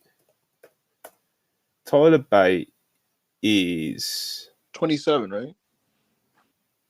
26. He's 10 days older than me. Holy shit. So if you wanna find out when my birthday is, people just go to Tyler Bates Wikipedia. You're both 10 days to aren't it. you both from the same place too? Yeah, Birmingham. I think he's Tyler Bates Birmingham. Yeah, he's. Yeah, man. That's crazy. My man needs to cut his hair though. You know, he needs to cut that hair. He's a beast, mate. Anyway, this all erupts into a brawl as well. A lot of brawling on this episode, as Ibu said. So like, It was like 9 brawls. I feel like so after Tyler Bate qualifies, Dijak comes out and he's cutting a promo. He kicks Eddie Thorpe, just kind of. Yeah. That was unnecessary, you know. Just owned, you know. Fucking trash. He's like cutting a promo and he's like 1 second, just boom, Just boom. Yeah. Eddie Thorpe's already getting carried out by like the refs and stuff. Oh shit! Sorry, people. That was quite loud. Dijak comes out. Bron Breakker comes out. Trick comes out. I'm missing someone, aren't I? But Josh Briggs. Josh Briggs comes out, and they all cut a little promo. Like, I'm gonna win on Saturday. Folks. No, I'm gonna win on Saturday. No, I'm gonna win on Saturday. And then they all start brawling. And you know the funniest thing about the brawl, Monty? I don't think this was like thoroughly agented, because the camera wasn't like looking for Braun when he's doing this, but Braun in the background is just trying to do spears on people. Like, go back and watch this. He like there's this random brawling. If you look at Braun in the background, he's just like setting up spears, but people aren't in perfect position, and he's just doing them anyway. So it looks like running tackles on people, and I'm like, what the fuck? And if it was agented a certain way, the camera would like obviously like, you know, put it on him and set it up and all that type of stuff. You know what I mean? Get in position for the spear, but they weren't doing that. He was just trying to throw. Oh no, he was just chaotic. Yeah, he was just trying to. I mean, I don't mind. I have no problem with that. You know what I mean? I actually like that type of thing. But like, he was just trying to do like shoot spears on people. You know, I think this match would be pretty good. I think every wrestler in this match is good except Trick Williams. And he's just vibes, you know. So yeah, there's brawl with all the competitors and stuff, and it all just erupts into this big brawl. Mello tells Ava that he wants Lexis King because they're not friends, like Lexis King says, and yeah, he wants to wrestle Lexis King on Saturday, as Ibu has already said he's very not interested in. And then in the main event segment, we got if that match reaches 3.5 stars, then what? What are you gonna do? What should I do, Monty? I don't know.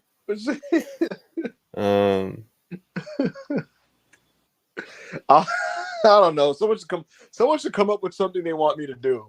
If Lexis King Carmelo Hayes is like a consensus 3.5, you know. You gotta eat your hat. No.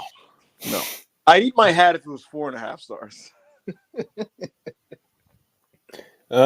Yeah, main event segment was Baron Corbin, Ilya, the face of face. Of course, they're the world title match on Deadline this Saturday.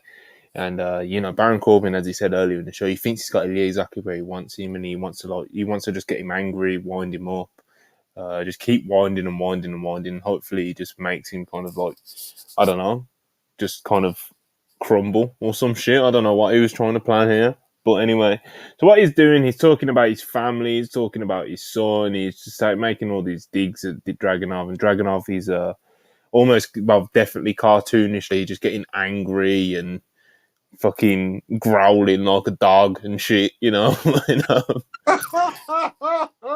And Baron Corbin's like, yeah, you won't touch me, blah blah blah blah blah. You won't do nothing to me. Look, I'll even get. And he sets up like a table, turns his back on him. He's like, look, you won't do nothing. Da da da. And then eventually, Ilya Dragunov just he turns Corbin around, and he just hugs him, and then he gets close to his ear, and he's like, the only way the dragon can be defeated is by the dragon. And then Baron Corbin looks at him like, whoa. You know, and he's like, it's not. It wasn't very great, I don't think. It's like Ilya Dragunov. I love him. I love watching him wrestle. And Joe's mentioned this as one of his criticisms of him ages ago. But like Yeah. sometimes it's just way too much. It's just cartoonish, and this was that. Well, So in my you know, opinion, it's so that's his instincts, and then NXT is like Bizarro World, so it's like a bad mix. You know what I mean? Like I'm watching this, and I actually legitimately thought in my head, Monty, that like I'm like, good thing on the main roster, Triple H wouldn't like write this segment. Like he would just simply have him give like if he was face to face with Gunther on a Raw, right? He would simply just say like, "You cannot beat the Mad Dragon." Because only the dragon can kill the dragon. You just say a line and look intense, and that would be it, and that's fine, right? But over here, Shawn Michaels has to, do the most, and it's like, then you hug him, and then you say your line, and then you crush the table, and then you yeah, I'm not really totally sure what this was at the end there, but what I will say is that did you catch the video package on NXT a few weeks ago where like Dragunov was like this lonely guy who was away from his family, and like and the NXT Championship was the only thing keeping him like in NXT, and Corbin was like living lavishly and all that. Like I actually think that like story is pretty good, but yeah, this is whatever. I think the match will be pretty damn. It'll probably be the best. Not it will be the best Baron Corbin match of all time because Dragunov is that good. he So is. yeah, I don't care, but like I think the match will be pretty good. I'm always down to watch Dragunov do anything, to be honest. Yeah, that's the thing, and it's dragging off title defense, and Yeah, probably going to get the main event. If not, it'll get a good spot on the card where they can go 15, 20 minutes easily. And Dragunov isn't going to disappoint in that regard. So his performance, like, bro, we watched him get like insane. We watched him get like a consensus like 4-star match out of Trick Williams. genuine. you know, And because of that, like he's at that level because of that like I don't even care about Corbin, but like they throw Corbin at Dragunov. I'm not even phased. I'm like, all right, well, oh, you know me, but I'm a lot higher on Corbs than you are. I think Corbin is actually like an all right worker. He's just been way overexposed on the main roster and in WWE in general. So like, I do not blame anyone that is absolutely sick of him. In terms of his work and even his mic work, he's okay, but horrible look. terrible luck. Yeah, Horrible Broke look. Corbin was fun though. This look is really bad. This will be a good match because Dragunov has good matches with everybody. I still maintain that Dragon Lee and Dom should main event the show. Mm-hmm. Well, I mean, I wouldn't be mad at it myself, to be honest. So, but let's talk about Dynamite, Ibu. Let's do it. AEW Dynamite in Montreal. Oh, actually, it's probably worth saying that the exact same thing that happened with the women's brawl earlier in the show happened at the end of the NXT. So the brawl that was happening early with the men's Iron Survivor competitors then leaked over into the next segment with Ilya and Baron Corbin, and there was a huge brawl to close the show. But yeah, so there was a lot of brawls, as Ibu said at the start of the show. A lot of brawls on NXT last night, a lot of them. But let's talk about AEW Dynamite live from Montreal. And we assume it's going to be headlined by the TNT Championship, Edge versus Christian Cage. Ibu, you briefly mentioned earlier that you've enjoyed the story, but you want to talk a little bit more about the story and how we got to this match? Yeah, I think Edge has had a quietly very, very solid AEW run so far. He's not embarrassing himself. He comes off badass. The live crowds like him and see him as a big star. Christian's producing the best work of his career.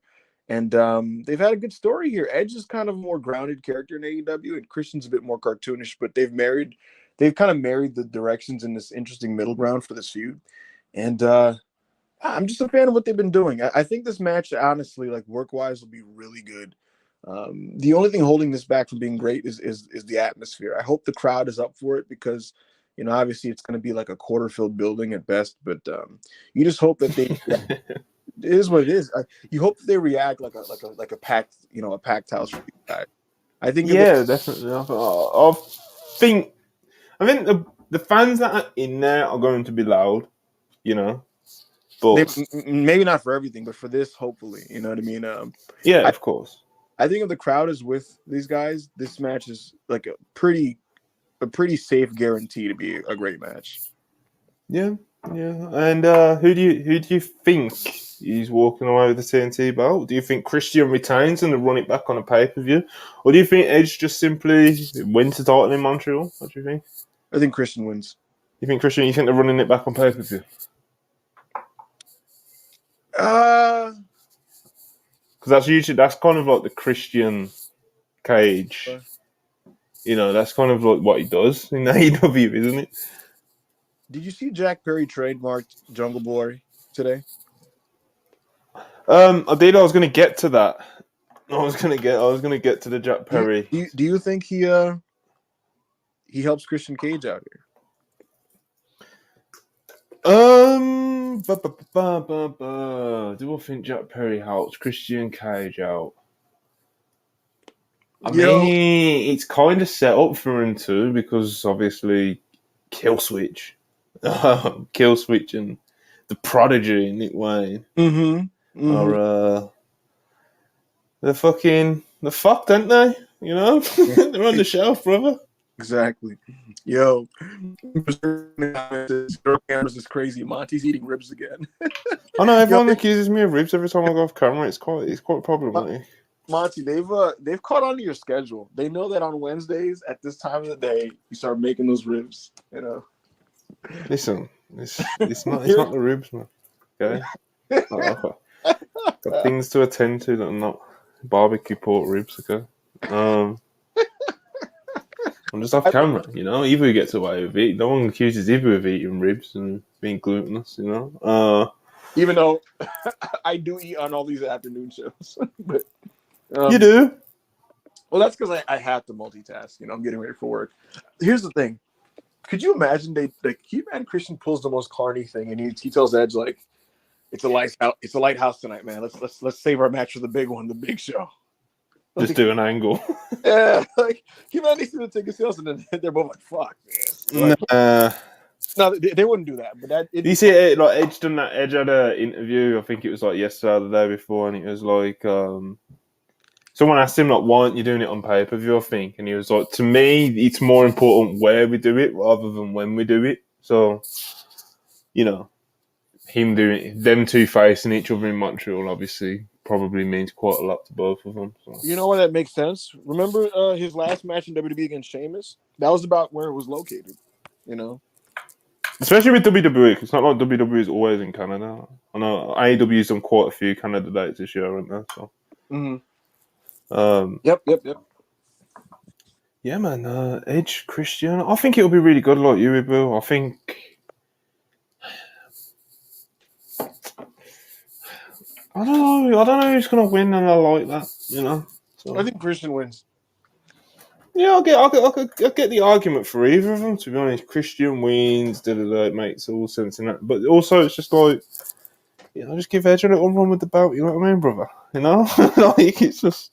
The thing is, I do think Edge will eventually be the TNT champion, and I think that'll be his excuse to do all the bucket list AEW matches that he wants to do.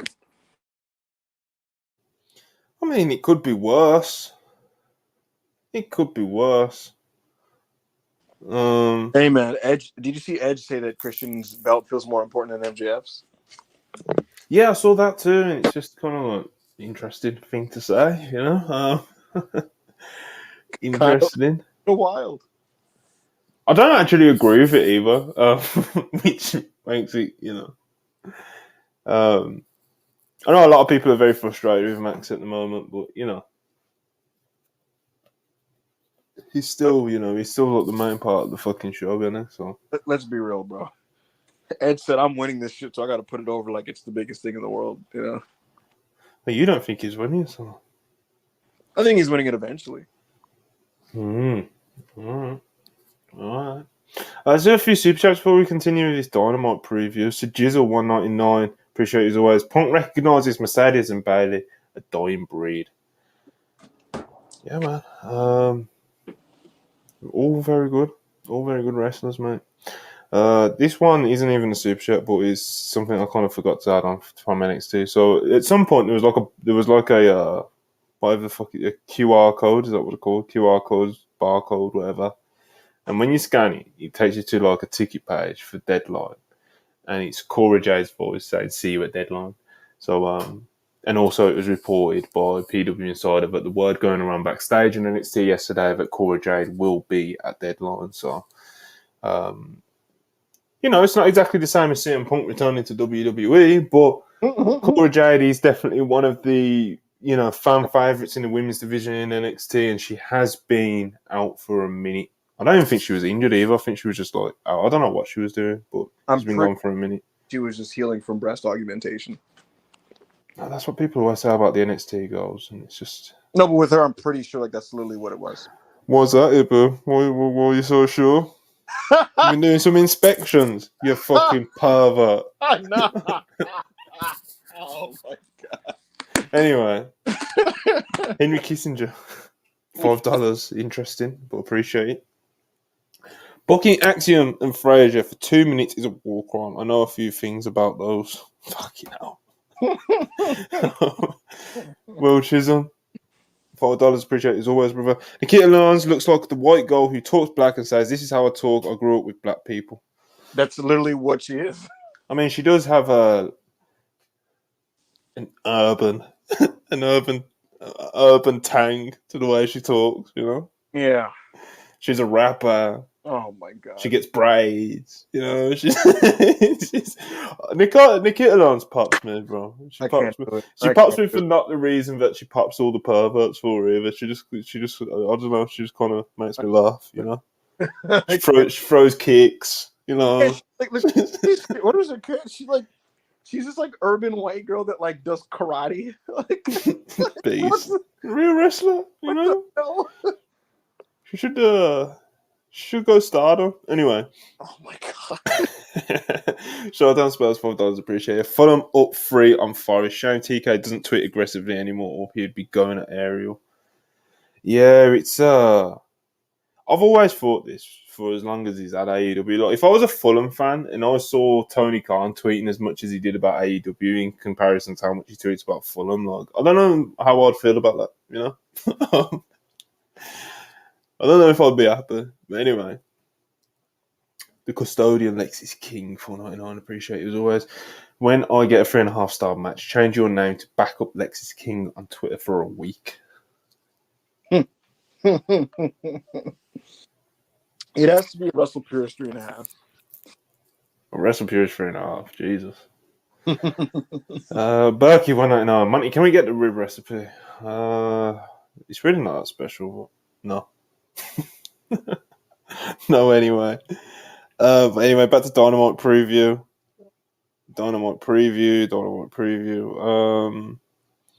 Let's talk about the Continental Classic matches that we've got. What one am I most looking forward to? What are you most looking forward to, Ibu? Mark Briscoe versus Swerve or Mox versus Roosh?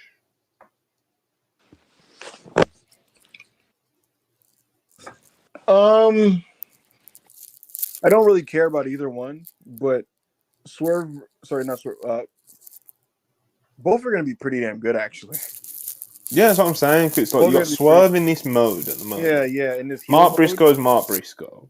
Mm-hmm. You got Roosh and Mox. I don't have to explain why. They're going to be animals, yeah. Yeah, but both are going to be very good matches. Both are going to be very good. Who do you see getting the wins there? The obvious. Swerve and Mox. That's what it feels like, but both Mark Briscoe needs a win, He's going to beat Jay Lethal, like Hulbert said, and that's all we're going to get. And I'm going to be very, very angry with that. I predicted that he's going to win the whole tournament. Yeah, you were big on like he's going to win the thing, and it's not happening. It wasn't much of a prediction. It was more just me just hoping and wanting something, It was never going to happen. But at the same time, I didn't actually make a real prediction, so that is the prediction that I have to now stand by. I have to die on that hill. So when Mark Briscoe loses tonight and he is mathematically incapable of winning the tournament, maybe I can make a new pick. But yeah, man, Mark Briscoe, I've actually really enjoyed his matches and performances so far. Swerve, obviously, like I said, the mode he's in at the moment, like he's the man at the moment. Do you know what I mean? People love him. He's on upward trajectory. He's ascending, and We'll see. We'll see. Who do you think's going to lose first, Moxley or Swerve in the Gold League? Swerve. Oh, I'd love Mark to get a big win here, mate, but I can't see it, man. I can see Roosh beating Mox more than I can see Briscoe beating Swerve. Roosh beating Mox would actually be quite interesting. It would. John doesn't eat pins like. Yeah, he's a Terminator, bro. He doesn't really. He's an AEW Terminator. He just that man does not job. It's not even like that, but people just don't beat Mox, And then the other Gold League match is Jay White versus Jay Lethal, which is it's a match. I don't think it'll be. This is the thing with these Lethal Continental Classic matches, bro. It's like they're not going to be bad. Of course, they're not going to. Jay Lethal, he's fundamentals and he's too experienced. You know what I mean? He's just too good for that. Mm-hmm. At the same time, there's just no excitement to it. There's no like. No. I wonder if he's going to take this approach, or I wonder if he's going to do this. Like, you know what you're going to get from Jay Lethal. Jay White's just going to. The only thing that's interesting to talk about actually is who's going to lean more heel in this match. Do you think? Jay I'm White. thinking White. Yeah. White. Yeah. But no, that's kind of one of the interesting things that's coming out of this Continental Classic is like when the face and the face each other, or when the heel. Like me and Joe were talking about Brody and Claudio last week, and it's sometimes just interesting to think about how they're going to approach it in that sense, because obviously with a round robin, you are going to get quite a lot of that, aren't you? You're going to get a lot of that shit. So Yeah, it's always interesting to see who the fans choose over the other one. It's pretty easy to predict usually, though, to be honest. Like who the fans are going to pick with that. So, yeah, I mean, look, like you said, the Mox match and the Swerve matches, those are going to be very good bell to bell. Those are going to be very good bell to bell. Very good. And Jay White versus Jay Lethal will be very solid bell to bell. I just don't know if it will be the most exciting thing in the world. Christian Cage and Copeland spoke about it. MJF and Samoa Joe take on the Devil's Masked Men. The Devil's Ninjas, Ibu. Wait. Joe and Max versus the Ninjas is tonight? Yes. Well, we'll see how this turns out. Yeah.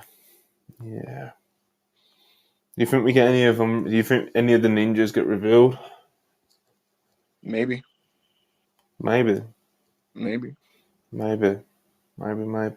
Okay, what about... Okay, so MJF, Samoa Joe. Take that one off. And there's one more. Oh, yeah. Sky Blue and Tony Storm. Timeless Tony Storm. Is it a first women's title defense against Sky Blue? I think it's a first defense of this reign, maybe? I could be wrong.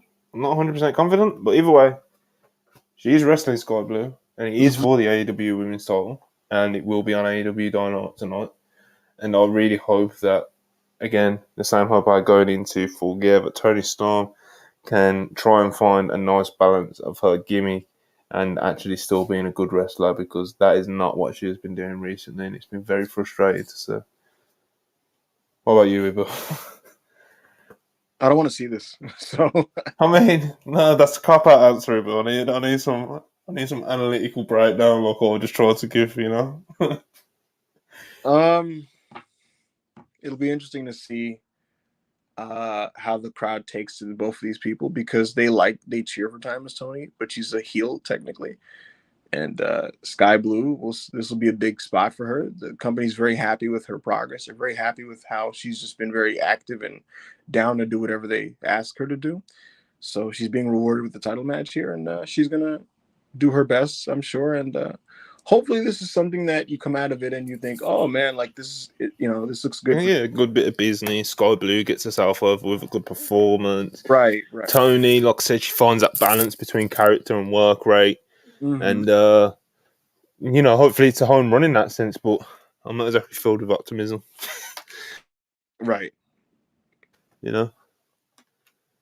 Not exactly Right. excited about it. Not exactly excited about it. Right. So that's AEW Dynamite in Montreal. According to WrestleTix, I think it was. They've sold like 3,500 tickets so far, so not amazing. Not amazing by any means, but like I said, hopefully the crowd that is there do make a lot of noise, at least for the main event, because you know that's big. It's big for the Canadian wrestling fans, that one, isn't it, mate? For sure. I'm really excited for Edge and Christian's match. Well, yeah, I actually do have like some excitement for it. Let's have a look. Let's have a look at WrestleTix actually, because I haven't actually looked at the.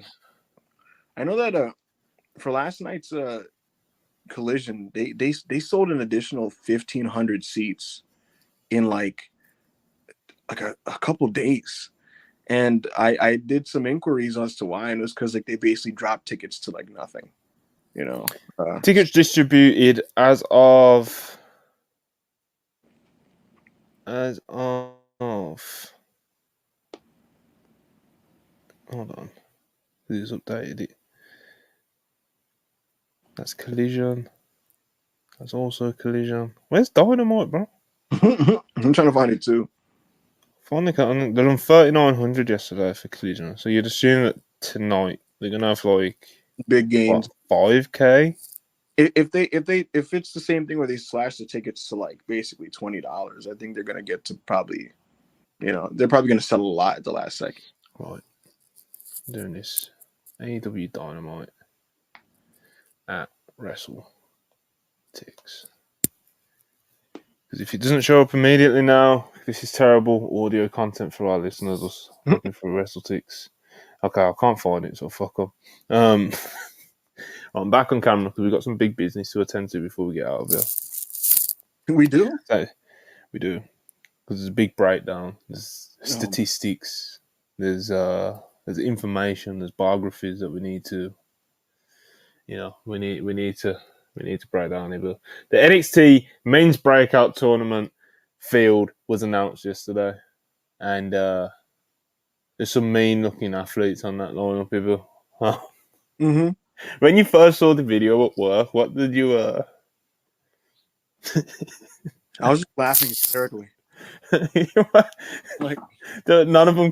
Did any of them stand out or catch your eye or anything? Or did you pop at the end for Obafemi like I did? I marked out for Obafemi. I laughed at all the random, like, just large black men with, like, hilariously, like, AI-generated black athlete names. There was this one, like, light-skinned buff dude with glasses that I just laughed at. Yeah, I don't even know what to say. It's just really funny. It's the recruitment, man. They just see these big boys, and they're like, yeah, man, he looks good. Big boys, brother. Yeah. They're all big. I just hope that at least some of them can work a little bit. I just hope like some of them kind of look like they know what they're doing out there. So we'll see. Oh, the deaf Randy Orton guy was in it. The Randy Orton guy? Where's the Randy Orton guy part of it come from? What does that mean? Randy Orton guy. Orton looks like young Randy. No, he doesn't. No, he does. No, he doesn't. Yes, he does. No, Miles Bourne does not look like young Randy, bro. I think he looks like Randy. Nah, I don't see it, brother. I don't see it. You requested pictures of all these athletes, didn't you? So I'm just doing that before we, we do our proper breakdown, mate. Right. So that's why I'm just getting your first thoughts. But Jesus Christ, some big dudes in this. Listen, remember the way the Out the Mud guys looked in that ring, where it's like, what the fuck, That's gonna be this whole tournament. Just these big ass niggas. Okay. Oh my god. How many is there? There's 1, 2, 3, 4, 5, 6, 7, 8. Send those to myself. NXT Breakout Tournament. I was actually, you know what's funny, but I was actually gonna do a tweet yesterday or something. No, not yesterday, the day before or the weekend. Remember when Cody came to NXT and announced the NXT Breakout Tournament, and it just never happened, and now it's happening. So You know, I thought they were swindling us, people. You know. I think it's pretty funny, to be honest with you, that like none of the indie guys that have recently done tryouts are on this thing. Like they're like, nah, fuck all that. Like let them hit the gym. You know, this is for the big boys. You know. So again, we'll see how it looks bell to bell. You know, because it might be fucking ugly out there, Monty. It might be ugly out there. Hey man. What if these guys rule? Listen, I am not putting it. You know, I'm not putting it out of question. Will there be That's a the words I was looking three-star for. match in this breakout tournament? Will there be a 3-star match? 3.5 in this breakout tournament. Oh, absolutely not. Not even the final. You don't think like they'll heavily agent the final and it's real? No. Will there be a 3? Obafemi should have like an amazing squash. You know, like just a transformative squash. I could see Miles Bourne and Obafemi having a 3.5. You know. All right. So let's get to it. Let's talk about the field, Ibo. Let's talk about the field. I've got the picture up, as you can see. And on the screen right now, you see Riley Osborne. He's born in England. I believe he did. I believe he was at least signed to WWE, to NXT UK at some point. He does a slingshot, code red as his finisher. He's got an accent. And slingshot code red. Hey man, he's an athlete. Interesting. I told you this is a lineup of athletes, Ibo. All right. I told you this. You know? But yeah, this is Riley Osborne, and people are saying that he's actually a pretty decent worker from what they've seen of him. So, you know, maybe he's probably one of the more experienced people as part of these this NXT Breakout tournament. But yeah, Riley Osborne, people. No, I don't think I looked up here. I almost when you look up some of these names they've worked on Level Up. Part of me, I want like, do you want to like? Would you rather go in blind, Monty, or scout them on Level Up? Because no, you gotta go in blind, mate. I don't want to go unless it's the Obafemi TV squash that we've all seen. Yeah. You know, so, Riley Osborne has a match on Level Up. Right. With Axiom. So Riley Osborne, I'll be honest. I think he's one of the underdogs here, you know, because there's some serious heat in this field. Speaking of which, Keanu Carver. Keanu Carver played college football for the Temple Owls. He can bench press 4 plates either side with ease. Nigga, he's huge. I thought that was Calvin black. Tankman. He's I thought that was Calvin Tankman. He's huge. He's black. He looks mean. He's just. I think he's a problem, Iba. You know, I think we got a problem on our hands here. You know, the big boy. Jim Ross is the type of guy you need. Jim Ross is the type of guy you need commentating this type of tournament. You know? Absolutely, 100%. Yeah, but Keanu Carver, what do you think, man? What you think he's got a chance? Well, talk to the people, man. You know, we're doing breakdowns here, brother. Oh man, if I was prepared and I did my homework, I'd have like his statistics, like his height, his weight, his like college and shit. You know, I do college football for the Temple Owls. Oh man, must be a linebacker. You know, he's a big guy. I don't know what. Big motherfucker. They're all big. He's fucking huge. Look at his eyes. He's a big motherfucker. Well, we'll see. We'll see from Keanu Carver. Right, this is. I think this next one we've got a circle as one of the go-to guys. One of the big favourites to potentially win this NXT Breakout tournament. I like his look. He looks like an amateur guy. He looks like he can do suplexes. Listen, brother, an amateur. His name is Dion Lennox, right? No. Oh, that's another black guy. That's the light skinned guy with the glasses. Anyway. Tavion Heights. This is a special athlete on our hands right here. Oh, he was on the USA Olympic team for wrestling for 5 years from 2016 to 2021. He competed at the 2020 Olympics and he also won a bronze medal in World Championships. He's a hell of a wrestler right here, brother. Probably. I want to interrupt you, Monty. I've been quietly watching Riley Osborne as we've been talking, and this guy's kind of beast. This guy's kind of beast. Who trained this motherfucker? He's doing lucha. He's doing yabe. And he's like 6 foot. I'm sorry. Yeah, Riley Oz, he did a Spanish fly. Listen, brother, like I said, let's talk about heights. We need to talk about heights right now, you know? Because, like I said, this is real wrestling pedigree. You know, this is an Olympic level athlete. You know, 5 years on the Olympic team, competed at the Olympics. You know, we're I think you have to say. I think you guys need to underline this one. You know. All right. I'm actually seeing it. Oh my god! Oh my god! Another one. Oh my god! All right, this is Dion Lennox. Dion Lennox Played college football, but he played college football at Oregon State. And some of you guys may actually remember that he was one of the guys that was stood to the side of Jay Cargill when she visited NXT and she was sat on the throne. And she had like two buff guys either side of her. This was one of them. Dion Lennox, college footballer for Oregon State. Big boy. Another big boy.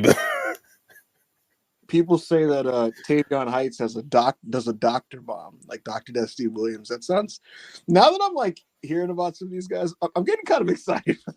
Bro, this is it. You know? This is it, brother. This is ESPN breaking down, you know.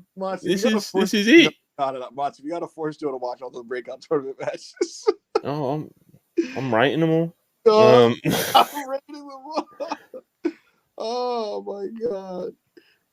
Dion Lennox looks like a monster. You know, hopefully he's a beast. He looks like I think he is. This is feeling like OVW, Monty. Okay. Luca Crucifino, I believe is the pronunciation there. He has a lawyer gimmick. Murphy knows this guy. Murph apparently knows this guy. Good for him. Yeah. But yeah, he's got, like I said, he's got a lawyer gimmick. He played college football for Duquesne. How do you pronounce that, Abel? Duquesne? I have no idea.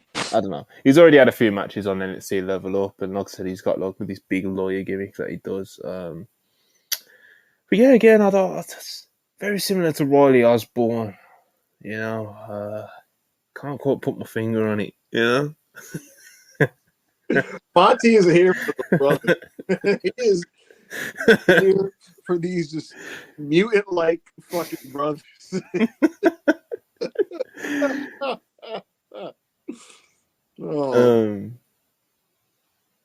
Yeah, man.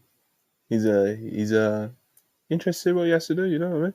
And here we have Miles Bourne, who Ibu says looks like a young Randy Orton. I don't quite buy it myself, but for those of you that know, he suffers from persistent pulmonary hypertension, which basically means that he has a lot of he's deaf, basically. I'm not sure if he's 100% deaf. I don't think he is 100% deaf, but he's at least some part deaf.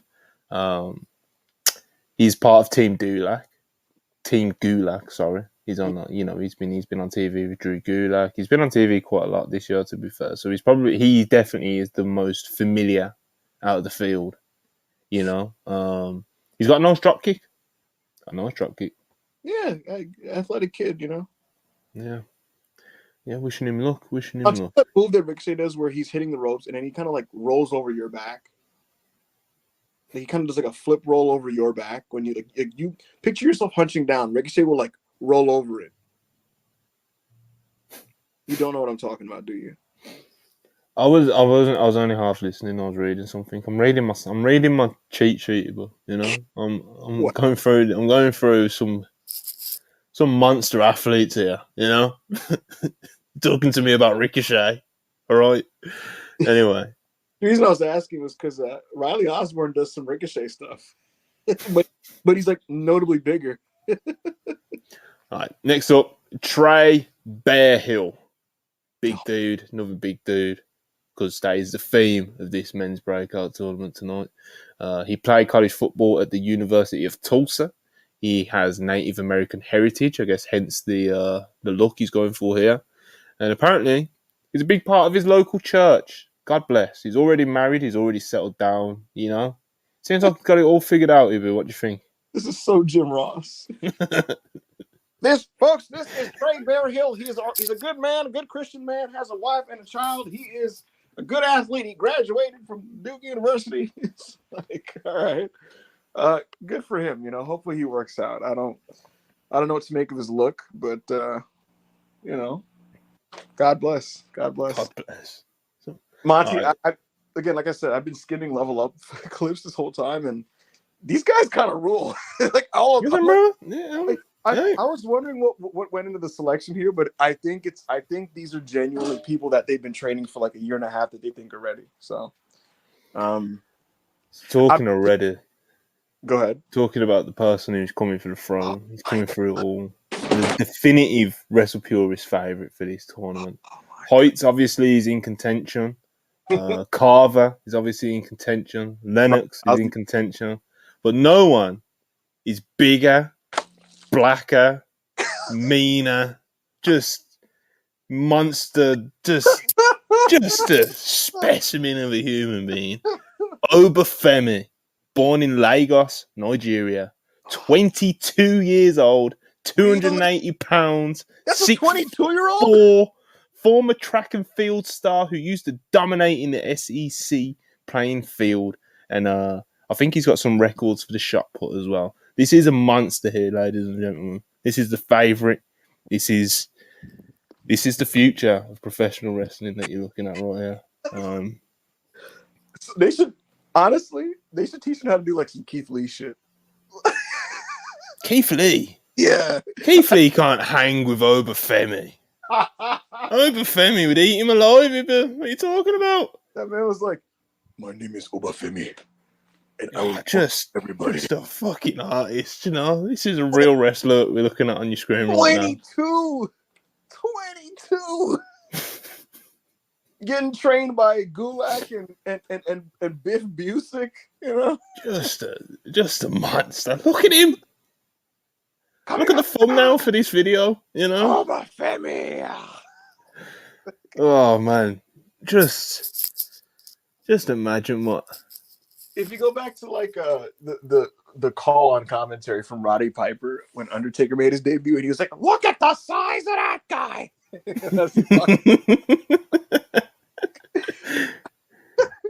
Oh man, we're gonna be eating good in this tournament. When's this shit starting? I'm locked next in. week, I think. Really? Yeah. All right, I'm locked in. I'm locked in on this thing. I'm ready. Obafemi, man. I'm watching this whole thing. As I announced yesterday, we are very happy to officially announce at Wrestle Purist that Obafemi will be receiving our full support during the men's breakout tournament. So, Pro Wrestle Kid 99 said Obafemi is a 2027 Paul Heyman project. Listen, I was gonna tweet last night to pop myself. You know how like how Bron Breaker's in like the Paul Heyman, right? He's like on his radar. You know? Yes. How long do you think it is until this fucking specimen pops up on the Heyman radar? I'll tell you what. Paul is watching this breakout tournament closely. Heyman is watching this thing with a grin like, all right, let's see what's going on here. Listen, I've bought a lot of stock. Someone asked in the chat, I've bought a lot of stock. I mentioned it on Twitter yesterday. I can no longer buy Christmas presents anymore. Because I've just bought too much stock, but if this don't work out for me, I'm fucked, you know? I might have to do a breakout tournament breakdown thread of like the athletes. Just look at this monster of a man on the screen, you know, just. And if you haven't seen his debut TV match against Oro Mensah, jeez, just. Monty, they thought you need to see it, all right? You need to see it.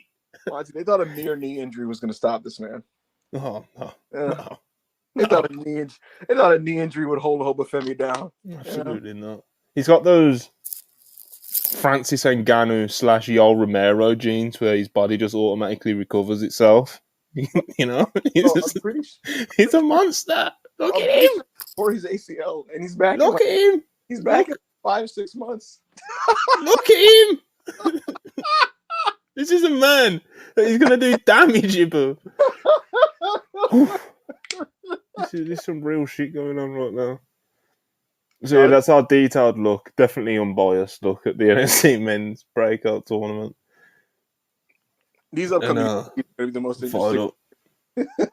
Fired up, brother. Fired up. And this is a good day to do this breakdown as well, because WWE have just announced that they have signed the fourth class of the NIL athletes. So there's been 14 new athletes that have been entered into the NIL program. I'm not sure how many of these are actually from the NIL program. I know a lot of them haven't made it to TV yet, so I'd actually assume that some of these are NIL athletes. Obafemi is an NIL athlete, so obviously, as far as other people who have been on TV who are NIL athletes, there's Tank Ledger. Tank Ledger's an NIL athlete as well. So I think some of these probably are as well. So, you know. But yeah, NXT Men's Breakout Tournament, we will be locked in. We will be very locked in. Obafemi's going to run. I just don't know how they're going to. I know the rest of the field, there's some great accolades, there's some monsters, but I just don't know how they're going to deal with Obafemi, brother. How do you stop that, man? You know? Bro, he's only 22. That's what I read. He's only 22. Boy, if he's not 22, he can only be like from. It may have been an old article, or something. So he's 22 or 23.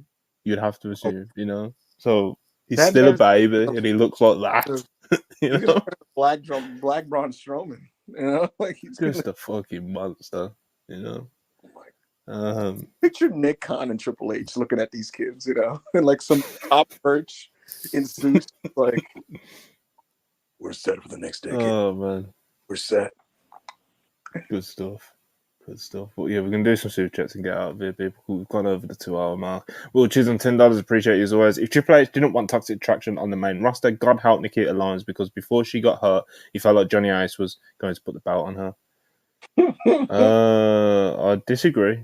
I disagree that he felt like she was ever going to get the belt put on her. I think they were going to put the belt on her. Nah, they weren't, bro. They weren't. They gave her a push because she blew up so much on social media when she first debuted, because everyone was like, whoa. You know, for many different reasons, but you know, he never felt like she was actually going to win the world's title in NXT. Then, you know, that injury she's coming back from is obviously brutal. Like, she fucking blew a knee, bro. So, you know, wishing the best of luck to her. That J Prince of Orlando 499, appreciate it. The breakout tournament guys look like the cast for the love of Lena. I mean, that's an interesting cast as well, brother. Hush to $2, appreciate it. 2002 OVW, we're back. That's what it feels like. OVW 2002, class can't talk to Overfed, bro. No. You know, this is the game has changed now, we will, you know. The game has changed. Game has changed. Hush 199, appreciate it as always. Bryan Danielson finding AEW people tweet stuff. Yeah, did you see that? Well, who did he find? It got reported that he's going to start fining for Twitter conduct, and he's already fined 2 wrestlers.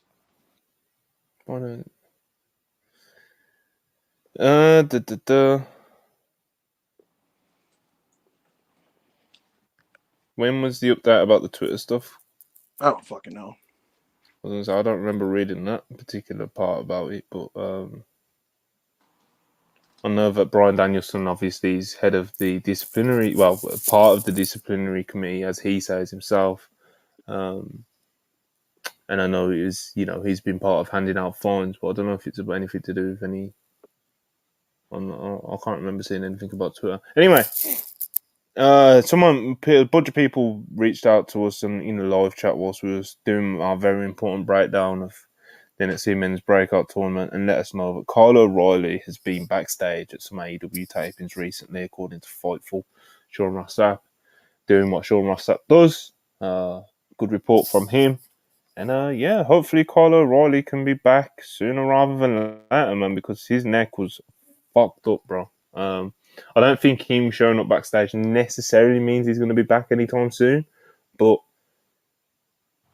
Well, I guess it's at least some kind of positive update. Ibo, what do you think? I hope so. When I asked about Kyle in the past, it wasn't particularly positive, and didn't. Yeah, it wasn't exactly promising, was it? No. Hopefully he's on the road of recovery. You know. Hopefully. He underwent neck fusion surgery over a year ago, September 2022. Mm-hmm. Yeah. Yeah, man. Obviously, Kyle O'Reilly's a great worker. So it's like, in AEW, it's just like that's what you want around, isn't it? Mm-hmm. um, obviously, you just want him to be healthy and not fucking have a fucked up neck the rest of his life. Anyway, Will Chisholm Sean from Ross Dallas. said today. Did Sean have a pod today, like a Q&A or something like that? Because a lot of Sean headlines right now, and apparently Monty, he gave his percentages on where Mercedes signs. He said it's 25. Bro, I don't need. What's up? I don't listen to percentages from reporters and stuff, brother. It's a dangerous game, mate. I want to read it anyway. He says 25% New Japan, 25% AEW, 50% WWE.